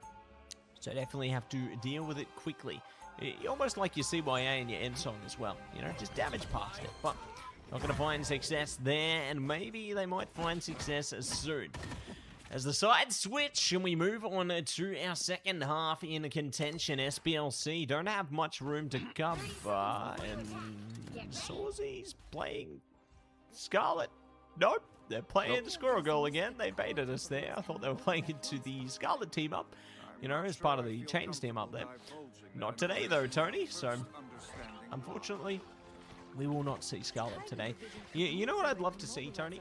A rework onto some of our more unconventional heroes, so we see them more often, like your Scarlet Witch, like your Hawkeye. I mean, Hawkeye did great in the other game, but I'd love to see that in the future. Make Scarlet good. Well, I mean, like, make depends. Scarlet great again. Make Scarlet great again. I feel like, you know, Season 1 Scarlet, I had a lot of people. Season 0 Scarlet, I had a lot of people running me down with that reality erasure. And it was, yeah, it was hard to deal with, and had me tripping over myself quite a few times. But again, go back to your point about the Squirrel Girl pick and having to break that ultimate. I believe Salty, he pops that ultimate at the right angle where it's so hard to break there that LC are kind of just like funneled in that little corner, funneled in that choke, and yeah, the Squirrel just does so much damage here, and as well, it's so good at dishing out a ton of damage in the neutral where you're already a charged ultimate here for Salzy. Yeah, you're going to have a lot of charge behind you, almost feeling like they're charged as quick as a Moon Knight.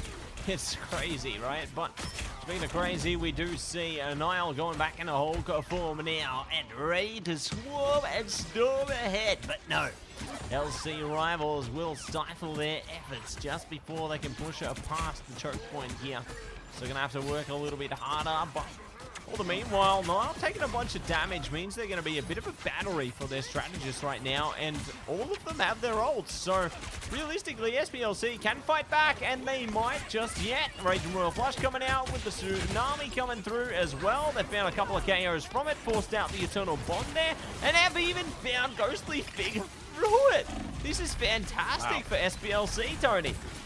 Yeah, that's the unfortunate part about the Eternal Bond. It doesn't make you invulnerable. You can be bursted through it, and with a Squirrel and a Punisher shotgun, and of course the Maelstroms that are coming out of Mr. Yeet Turtle, it's so much upfront damage. Hulk as well, going to be slapping away with a double.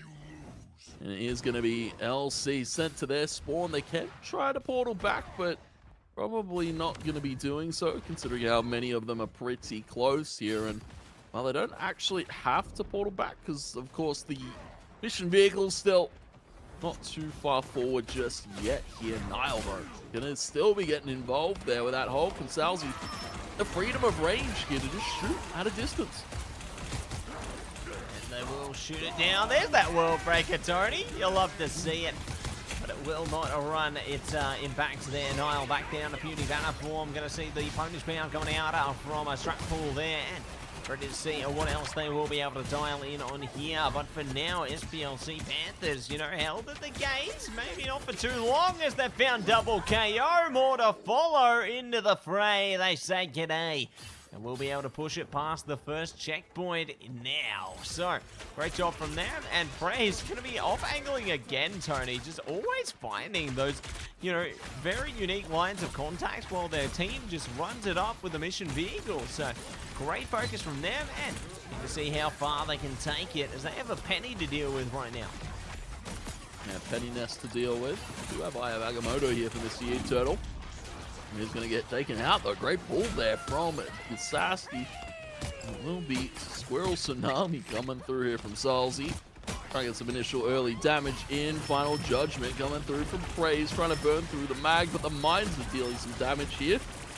And Praise has to be careful. Final Judgment actually will be able to collect the Gambit there. Eternal Bond and the shot follow-up. Double from Praise. Trying to go for the shotgun Punisher zipline play here, but it is going to be in return. Kraken Impact looking for some resets. Mr. Yeet Turtle needs to be careful. He's got his Hulk to help him out, but he's going to be knocked up. Quad found there by Basasti. Looking for potentially the Penta, but I don't think either of these guys wants to stick around for that one. So they'll fold, they'll shake hands. But what a fight there from Basasti. Yeah, huge fight from them, and there's there, and keen to see more where that came from. Praise again, holding the off angle on the staircase there, ready to send them back and forward. I like how they're focusing up the damage on the strategists. It really does nullify some of the impacts that they can make towards the front of their team here. Praise doesn't have the support they need from their strategists. You know, they're taking a lot of damage. They will get healed, though, along the side, so maybe not as bad as I thought, Tone, but still, it's a great distraction. Rage and Royal Flush ready as well from Hyper here. Not just an OTP Jet player. They can play Gambit as well, and they can do it so well, Tony, as the Tsunami comes out, and they've found 3 KOs, maybe more to follow up here. And more to follow soon. It is going to be Salzy. Just, again, tons of damage here. Shotgun pun from Praise. Going to be blowing away the penny. Nothing really they can do. And SPLC on their victory march right now as they look to push the Chariot forward and looking to claim this map for their own. And Praise, one more final shot for good measure. SPLC, Matt, 2-1 here. What a way to bounce back after an unfortunate end there on domination. They're able to gather themselves a victory. Yeah, well done, well played. Onto that one, Niall. Gonna be the MVP onto the Hulk there. So you'll love to see a bit of Hulk smashing through the competition there, Tony. Fantastic work from them and theirs onto that one. And yeah, just really well composed. I'm impressed with how SPLC has been able to bring it back onto this one. You know, it was a tough start. LC Rivals even, they took it to them on this map as well, but gonna be, yeah, just well composed, or good composure coming through from them and theirs there, Tony. So gotta love it. Got to love it. And eager to see what else they're going to be able to bring out into our third map in competition, because we've seen Domination, we've seen Convoy. Next on deck is Convergence, of all things. We'll see where that's going to go. It looks like word is Shin Shibuya. Booyah! We're going to another direction, Tony. I love that for us. I haven't seen Shin Shibuya in ages. Of course, it's been back in the map pool for ages, but no one wants to play it. Nah. No one cares at all that it's back in the pool. It's been shoved under the rug. It doesn't feel like it's back in the pool at all. Just how eager these teams are to not play it. And of course, we'll get into it, Matt. Shin Shibuya, it's 1-1 here, tied up on the series score. For both these two teams, it's all business going ahead here, because, you know, 2 and you're grand final champions. 1, of course, he puts you on grand final point. Yeah, we'll see which team will be able to get on to grand final point here, as they are going to be locking in the bans and the protects pretty much the same. Like, you've got Mr. Fantastic gone, Phoenix gone. They're going to see the Emma locked in there, the Hulk locked in. That's great for the SPLC side, considering what Niall was able to do with that last time, and considering they got MVP. Makes a ton of sense. But the Punisher is going to be locked down next. So, going to be a goodbye to that one. Goodbye to the Rocket as well. No BRB, no CR this time. But we can say hello to another Protect here, Tony. Hello to another Protect.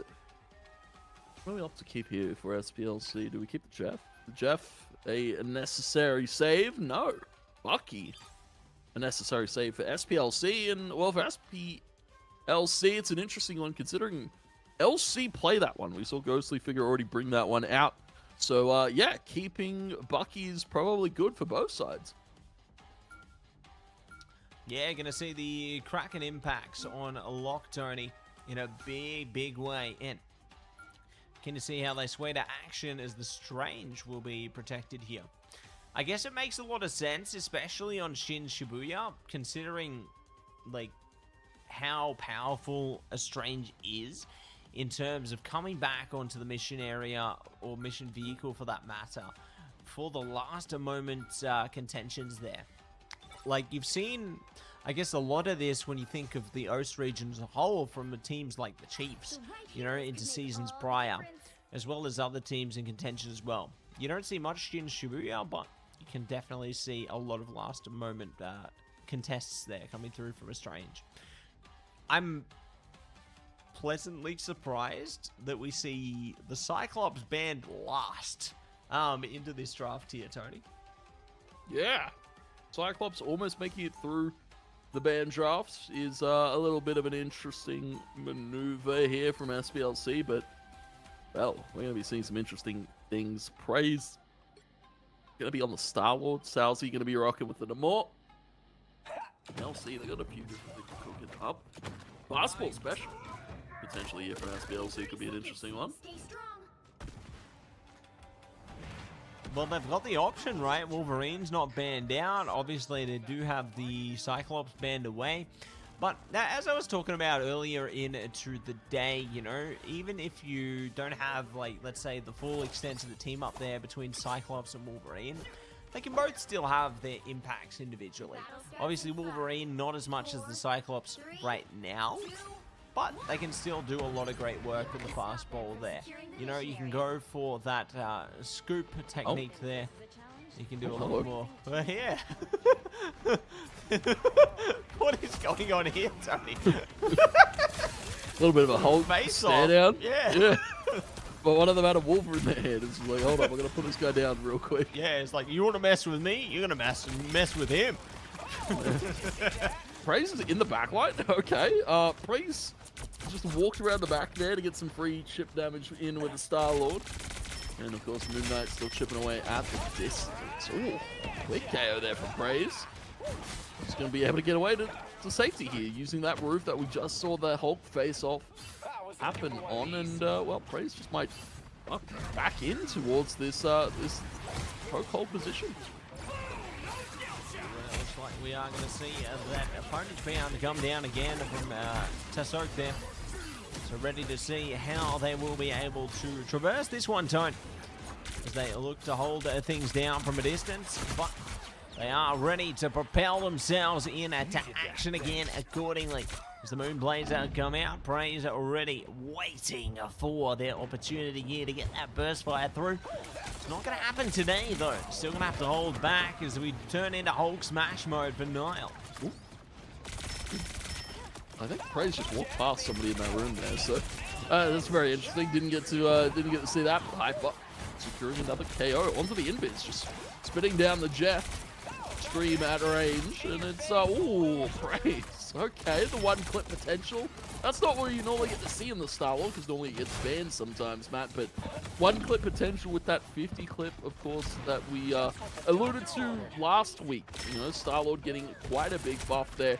And of course, the two rolls giving him the reload, 150 bullets at Praise's disposal is so scary. Oh yeah, and there could be more where that came from, Tone. Double down for Praise here. They're raising absolute hell right now, and they might even be able to do more. Feral Leap coming through. Praise almost taken out. Oh. They will finally be found. So good that they've grounded themselves here. Good from Erica as well, holding things down on that cloak and stagger them. And keen to see what else they can do here, as SPLC right now are doing a great job of holding on to the spawn hold, Tony. Yeah, a minute 30 left on the clock for LC. SPLC doing a great job at holding on that bay. And a hand of God should be thought about here from Salzy. Hands it off there to LC, but they lived through it. And Eternal Bond is actually gonna push them forward. They've taken out Mr. Geeky Turtle. They're gonna have to use the boundary on the point. Meteor's gonna come out from Ghostly Figure, and the slam does not pay off. And it will be the Invis getting away. Praise now with the Galactic Legend trying to chase down this Wolverine, but they're out of commission. Worldbreaker's going to help on out, and LC, they're going to get themselves onto the point with just the Cloak and Dagger ultimate. Yeah, that's all they need here, but we've got a portal maybe up top. They're playing it safe, so I don't know if they can afford to play it safe here, though, but they are gonna. They're not looking to contest the mission area, though, so... Okay, almost a waste of a portal there, I gotta say. That's unfortunate for SVLC here, but at least LC Rivals are going to be able to get on top of that situation. Now we'll be looking to push it forward, so albeit it went down to some of the last of moments there, they do get the job done, and they've got the last stand available from Bizzacity as well, so they can further their efforts very easily here if they find the right opening. I could look for an opening here. Agamotto's actually maybe going to give him an opening. LC, they're all stunned up. There's nothing really they can do. The Wolf actually going to take away the Strange from the rest of the team, so they won't get the Maelstrom value they probably would have liked. And for LC, they're going to be grouping back up. They're going to be playing into the Invis Strange team up in, well, 2 minutes. LC, at least they, they got the cap, so they secured themselves some extra time. Now it's about getting onto that mission vehicle, getting it pushing it further forward. Mr. Yeet Turtle taking a bit of punishment there.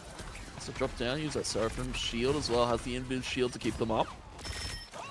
LC, still have to be careful. Praise on this backside has been an absolute nuisance, but maybe for too long. Receive a little bit of punishment there, has to float away. The punishment coming out from Tisoka as well. LC, at least now we're able to get onto the mission vehicle and push it forward. Yeah, and it looks like it's time to Hulk smash as well, as they will bring that into action for Niall here.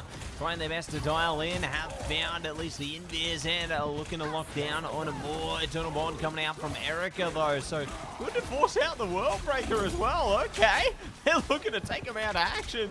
Might put them in a bit of trouble though, Tony. And I think that's a real showcase of why most Hulk players don't use that ultimate, as they will be in a bit of trouble there. Praise in a bit of trouble as well. Does have the Galactic Legend at the ready, so can be looking to go legendary like TwoTapTony in the rank queues on that Star-Lord. Very keen to see that one come into action sooner or later, as they look to hold their things down for the time being.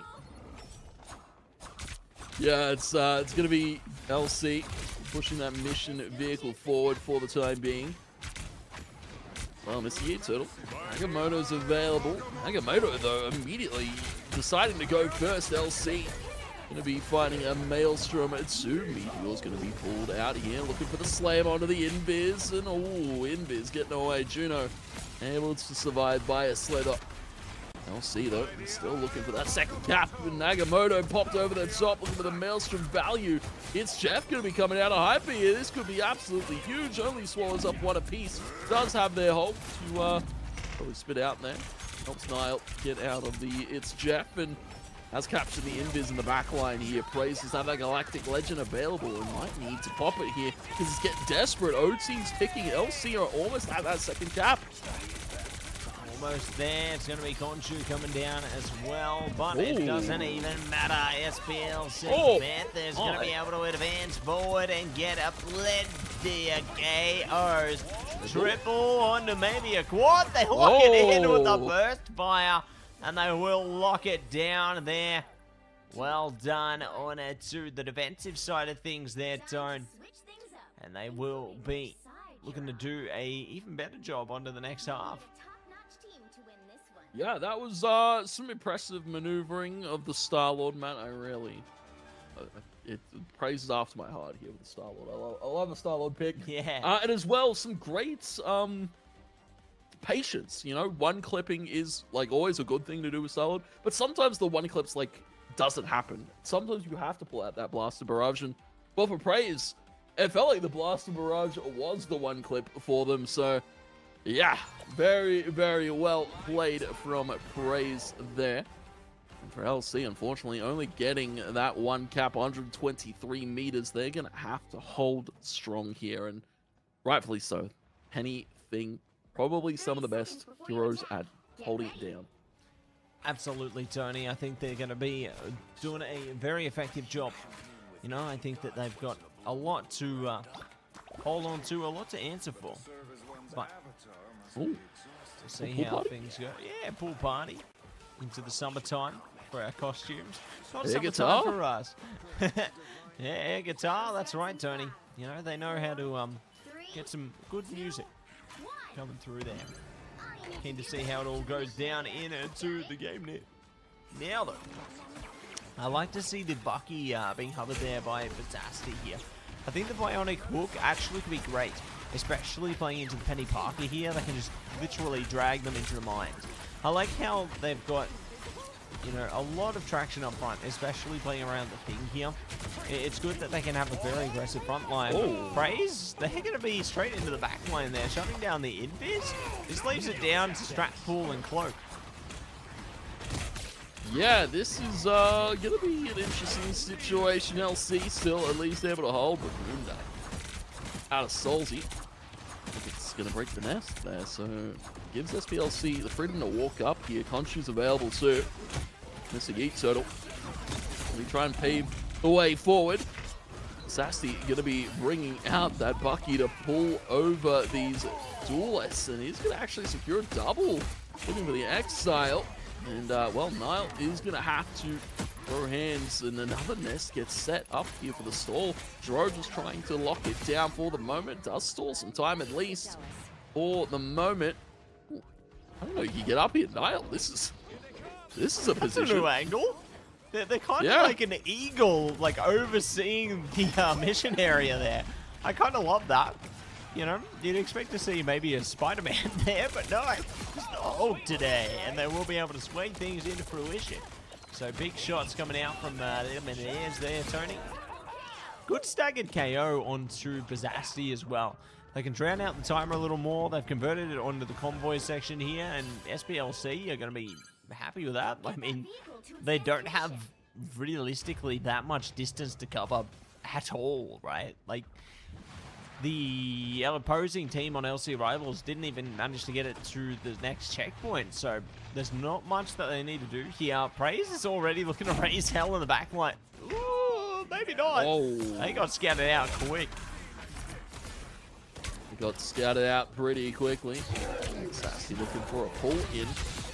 And it is going to be a double, actually, set up there. Not even using the Kraken Impact to go for these resets here. And a potential fight-winning ultimate, just of course going to be slowly crawling back here for SPLC. LC will be able to reclaim that corner. I believe Praise is currently still behind them, flanking there with the Star-Lord. Trying to get that ultimate charged up. Galactic Legends almost up here, and probably want to see that one in combination with an Eye of Agamotto or something. And well, speak of the devil, Agamotto comes out, hand of Khonshu to try and secure the Meteor from Ghostly. Shuts down the Galactic Legend, and the Legend is no more Matt. Praise will be sent to spawn. Will be sent packing, and now going to be caught lacking there. Oh. Hyper unfortunate on that one, but still going to be doing the best that they can here. Mr. Yeet Turtle good for the triple, and trying to get more. Not going to be getting it. It's Sawsy. Gonna done it for the double of their own here, but they're getting dangerously close to the end of the line, Tony, and they have over 3 minutes to go. There is plentiful amount of time for them to lock things down here. So sorry, get a bit of trouble. LC Rivals might be actually forced to use some of their ults here as Tesoric goes down. A portal coming out from Zro here, doing the best to flow their way forward. Agamotto at the ready, but is it going to be enough, Tony? Is it gonna be enough? Mr. Yeet Turtle is looking for the angle for it. He will be securing Eye of Agamotto, but well, the rest of SPLC aren't quite there to help just yet. He's gonna receive the jet stream there, and Sassy still lurking about with his Bucky. Player on the back. Oh, Salsy getting clipped there by the Sassy. What a shot that was, a lucky one landing. The Sassy actually allows the stall to happen. LC do still have room to work with now, but of course they don't have much left. There's 20 meters just to be pushed here for SPLC. Yeah, not much distance to cover onto this one. Hulk Smash going to be coming out from Nile as well now. And Praise dialing in on the back line as well. Going to be able to get plenty of damage over the top here. And looking for more Agamotto over the top though. Trying their best to lock them in place here. Seraphim Shield not going to be able to shield them from all the damage coming out from SPLC right now. And speaking of damage, they have Khonshu at the ready as well to start doing the best that they can to try and hold them in place, but it doesn't matter because Praise just keeps raising hell over the back line. As Blaster Barrage control is absolutely insane to see. Praise does have the Galactic Legend, immediately pops it, doesn't want to deal with the Bucky at all, and that Meteor is not going to go anywhere near Praise. He doesn't get shut down by that one this time, and Praise, he's just going to continue to push forward. The rest of the team are trying to touch here. Hyper has kidnapped the Cloak and Dagger.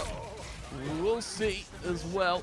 The Eye of Agamotto come through. Praise still pushing the issue while the rest of the team find the front line. LC are stumbling out of their spawn, and SPLC will claim themselves the map here. Matten, what an interesting one it was here on Shin Shibuya. We don't get to see it every day, and wow, it was close.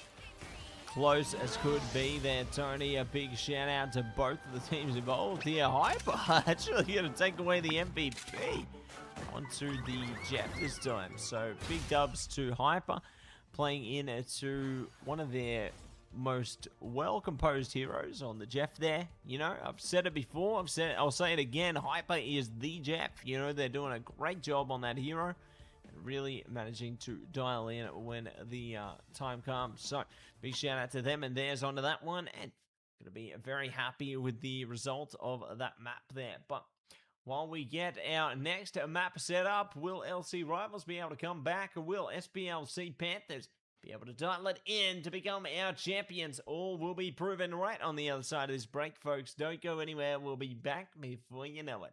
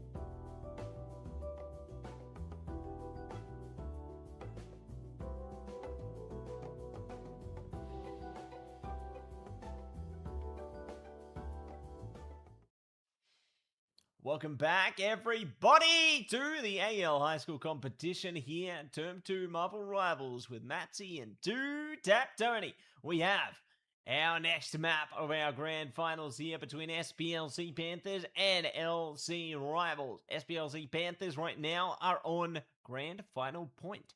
LC Rivals need to do everything they can to bring it back here, Tony, and do you think they can do it? I would hope so, Matt. I saw good form out of them on domination. It just feels like it's slipped by the wayside. A few, I guess, like unfortunate ban drafts have come their way in those last few. The Hulk mirror didn't actually pay off for them. No, there against Nile just didn't really have the effect we would like. So, well, we go to Araco, Matt, as our decider potentially here for SPLC, but LC, they're going to have to keep their eyes on the prize here. Again, staying with that Phoenix ban. They don't want to let Praise wreak havoc with that one.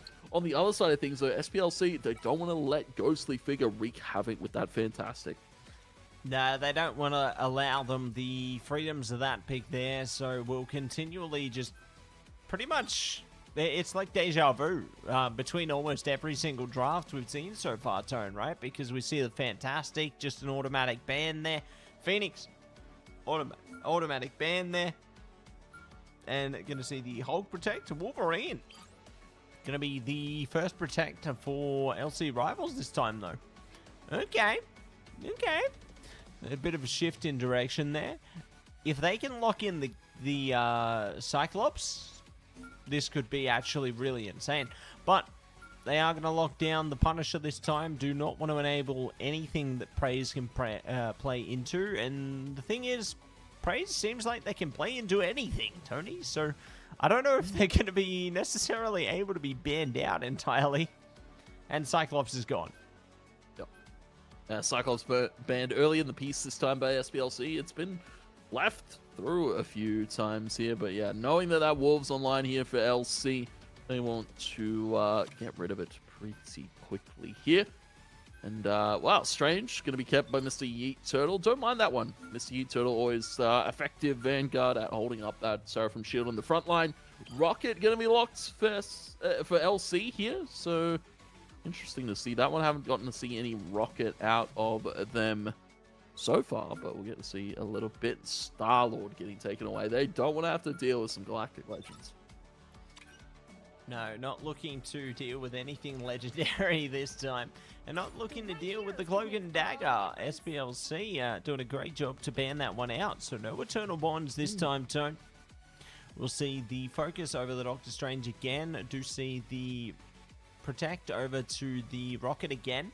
So we will have the Battle Recon Beacon, as well as, yeah, the Seer, or the Cosmic Yarn Amplifier coming out there.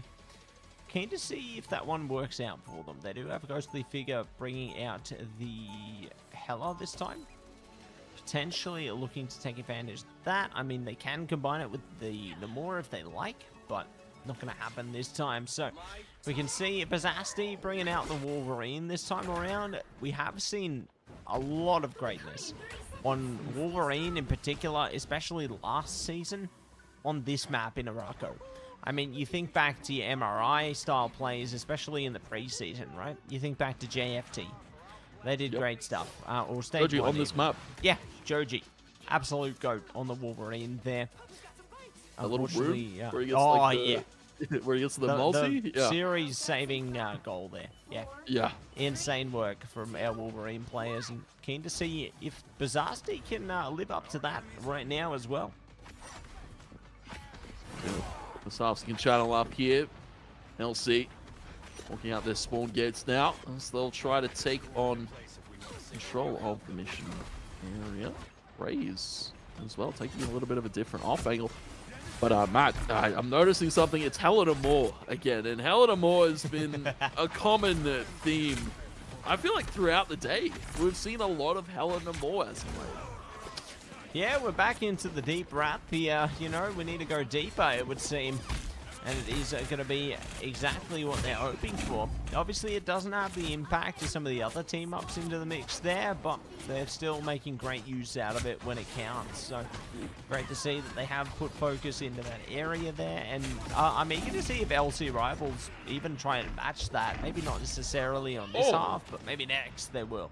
Double down from Praise, though, alongside Sawsy there to get the next KO. It's going to be a delayed triple coming out from Praise as well. They don't even give a damn, Tony. They're just going to be raising hell.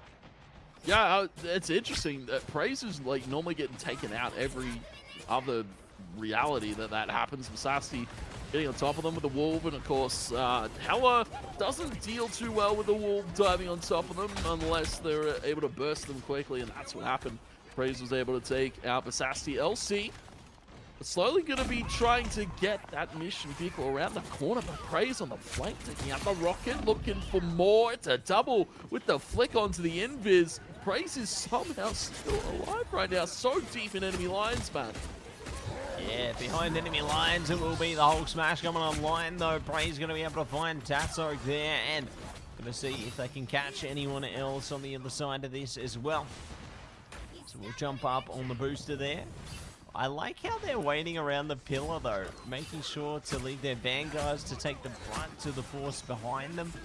And now looking to see if they can do anything more. But LC Rivals, they basically have 5 ults to play with. Horn of Proteus around the back, though, are going to stop them from really using them.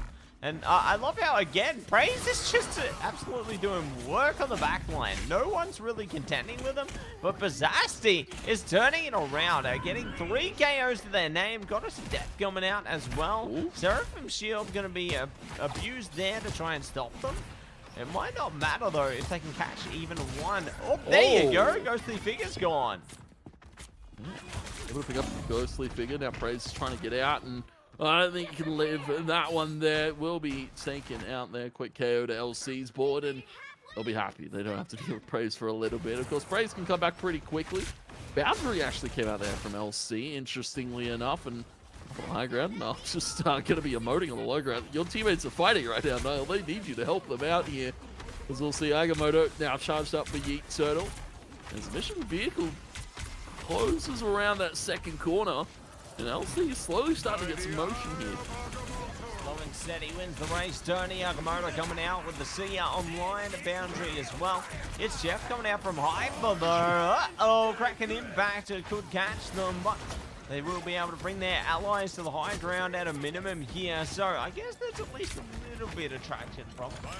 See how they go with an Agamotto of their own from Mr. Yeet Turtle here. Trying their best to burn through. Last Stand coming out. They double down. Finding the trade there. But Praise turns the tides back here. Trying their best to stack things up. Take out that Wolverine there. Tasso in a bit of trouble. Back down to Puny Banner. It just don't matter. So we'll go down for relief. Does scoop up Niall there, but that's all they're going to find at the moment, Tony. That is all they're going to pick up. The Rocky is taken out. Oh my word, Praise. Just a one-man army in its backside. It's a triple from Praise. Looking for some more here. That Wolf trying to touch the Hulk as well, but nobody's able to get on. What a hold there from SPLC. Only 88 meters there for LC, and again, speaking about the one-man army, Praise just not missing with this Hella. They are sharp and locked in, Tony. That's a big reason they got the Lord icon there. That is for sure. You know, they are focused up and giving it their absolute best. So, keen to see more where that came from as we do dive into the next half here. And very keen, very excited. But what else could be in store here as we prepare for battle? Once again, everybody, LC Rivals now going to have to focus up and give it their best here. Give it their all, LC. What do they have for us? Penny will be the Mattse on the Emma. I don't mind that one. Emma has always been a pretty stronghold character, especially with all of the utility that Emma Frost does have at their disposal here. Another pool party here for SPLC. The vibes are high. I'm using deep. And there's no Black Widow. No, yeah, no Black Widow. They don't need Widow for the vibes. No, they just got good vibes all around without it. So happy days on that one. But for now, everybody, good headshot coming through early from Sawsy there. But they're not going to be able to follow it up yet. We'll see if they can momentarily, though. As they already find the opening KO from Hyper there. Well done. They will concede the Jeff to their teammate Juno this time. And playing into the Invis. Looking almost reminiscent of one of our MRI players, Fix there, getting KOs onto the strategist. Quickly securing some KOs. Prey's already on flank maneuvers. They haven't even all been taken out yet. Praise, this is just like him walking up, wanting to take all the space for their own. Niall just going to be throwing hands there in that room. And, well, looking for a prime exile target there. Of course, Deadpool trying to hide out here for the moment, just trying to make something happen. This mission vehicle is slowly pushing forward here. Matt SPLC are doing no wrong and not stepping out of line.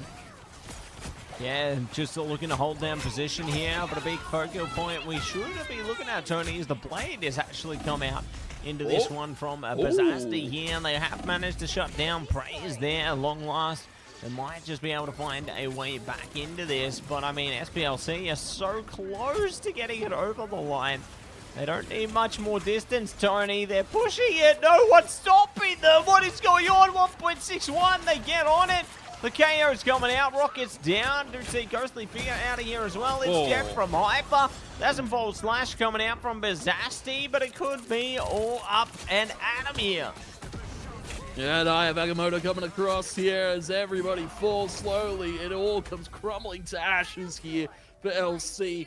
SPLC Panthers lock it in, and they are your champions. They'll do it in reverse sweep fashion. Matt, they'll take the series 3-1 here. A valiant effort from LC, but you can't shut down the one-man army. Praise with the well-deserved MVP on the final map here. You can see it. SPLC, your victors here in the grand finals. GG, well played. They will be able to lock it down when it counts there. Full reverse sweep from them. A 3-1 in their favor, Tony. Fantastic efforts. Fantastic work coming through from them there. And a big congratulations to SPLC Panthers for securing first place in Division 1.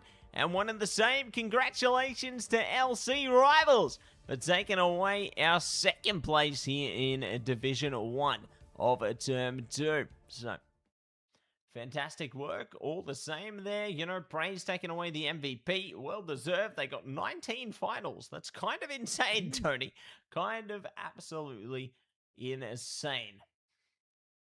Yeah, absolutely crazy, incredible statistics there. Yeah. And we got to see some crazy, incredible comps from some of these teams today. And I can't really fault it, right, Matt? Again, we always speak about Marvel Rivals being a game of flexibility, and we saw a lot of that from our victors this evening. Yeah, I couldn't agree more, Tony. I think that there's a lot of flexibility showcased, and I mean, that's what makes or breaks even the best of teams, right? Is the fact of the matter is your team should be able to flex into pretty much almost any role, no matter what. You know, you think about some of your top teams, even in Pacific right now, you know, you think about your Gen G, for example, they can play anything, absolutely anything. And that's really what's going to make or break your teams. But first and foremost, everybody, we want to say a big shout out to our sponsors as we head towards the conclusion of the day here. A big shout out to AGON by AOC, the #1 gaming monitor brand in the world. AGON by AOC provide best-in-class monitor solutions for gaming and all other needs. And of course, a big shout out always goes to HyperX and Officeworks. Power your game with the latest HyperX gear at Officeworks. Push performance to the limit with the latest in gaming tech. From high spec to precision gear, Officeworks has what you need. That's it, Tony. Got exactly what I need there. High quality products every single day, just like Indomie, the noodle partner, made with high quality flour and selected ingredients and spices. A plate of Indomie mee goreng will certainly brighten up your day. Try any one of the flavors of the day from your local grocer or from indomie.com.au. So make sure you check them out. Definitely appreciate their support. And big shout out to Indomie, as always. But if you want to check out more that's going on with AEL, make sure you check out AU Esports League on all of our social medias there. It can be X, Facebook, YouTube, Instagram, TikTok. You know it, we're on it. Make sure you check it out. You can see some of the highlights from our competitions there. And stay in tune with what's coming up. So make sure you check it out, everybody. It's going to be great. But this is going to be the conclusion of Term 2, everybody. So I want to say a big shout out to each and every single one of the teams securing the championship there. SPLC, LC Rivals taking away the second place there. Phoenix Black there taking away the third place there. And big shout out to RHHS for taking away the grand finals in Division 2. Big shout out to them and theirs. But this has been Mattse. This has been TwoTapTony taking it away with all the action into Term 2. We're back again next time around, and we hope to see you here again into Term 3. For now, though, everybody, have a wonderful day, and we'll catch you in the next one. Ciao for now.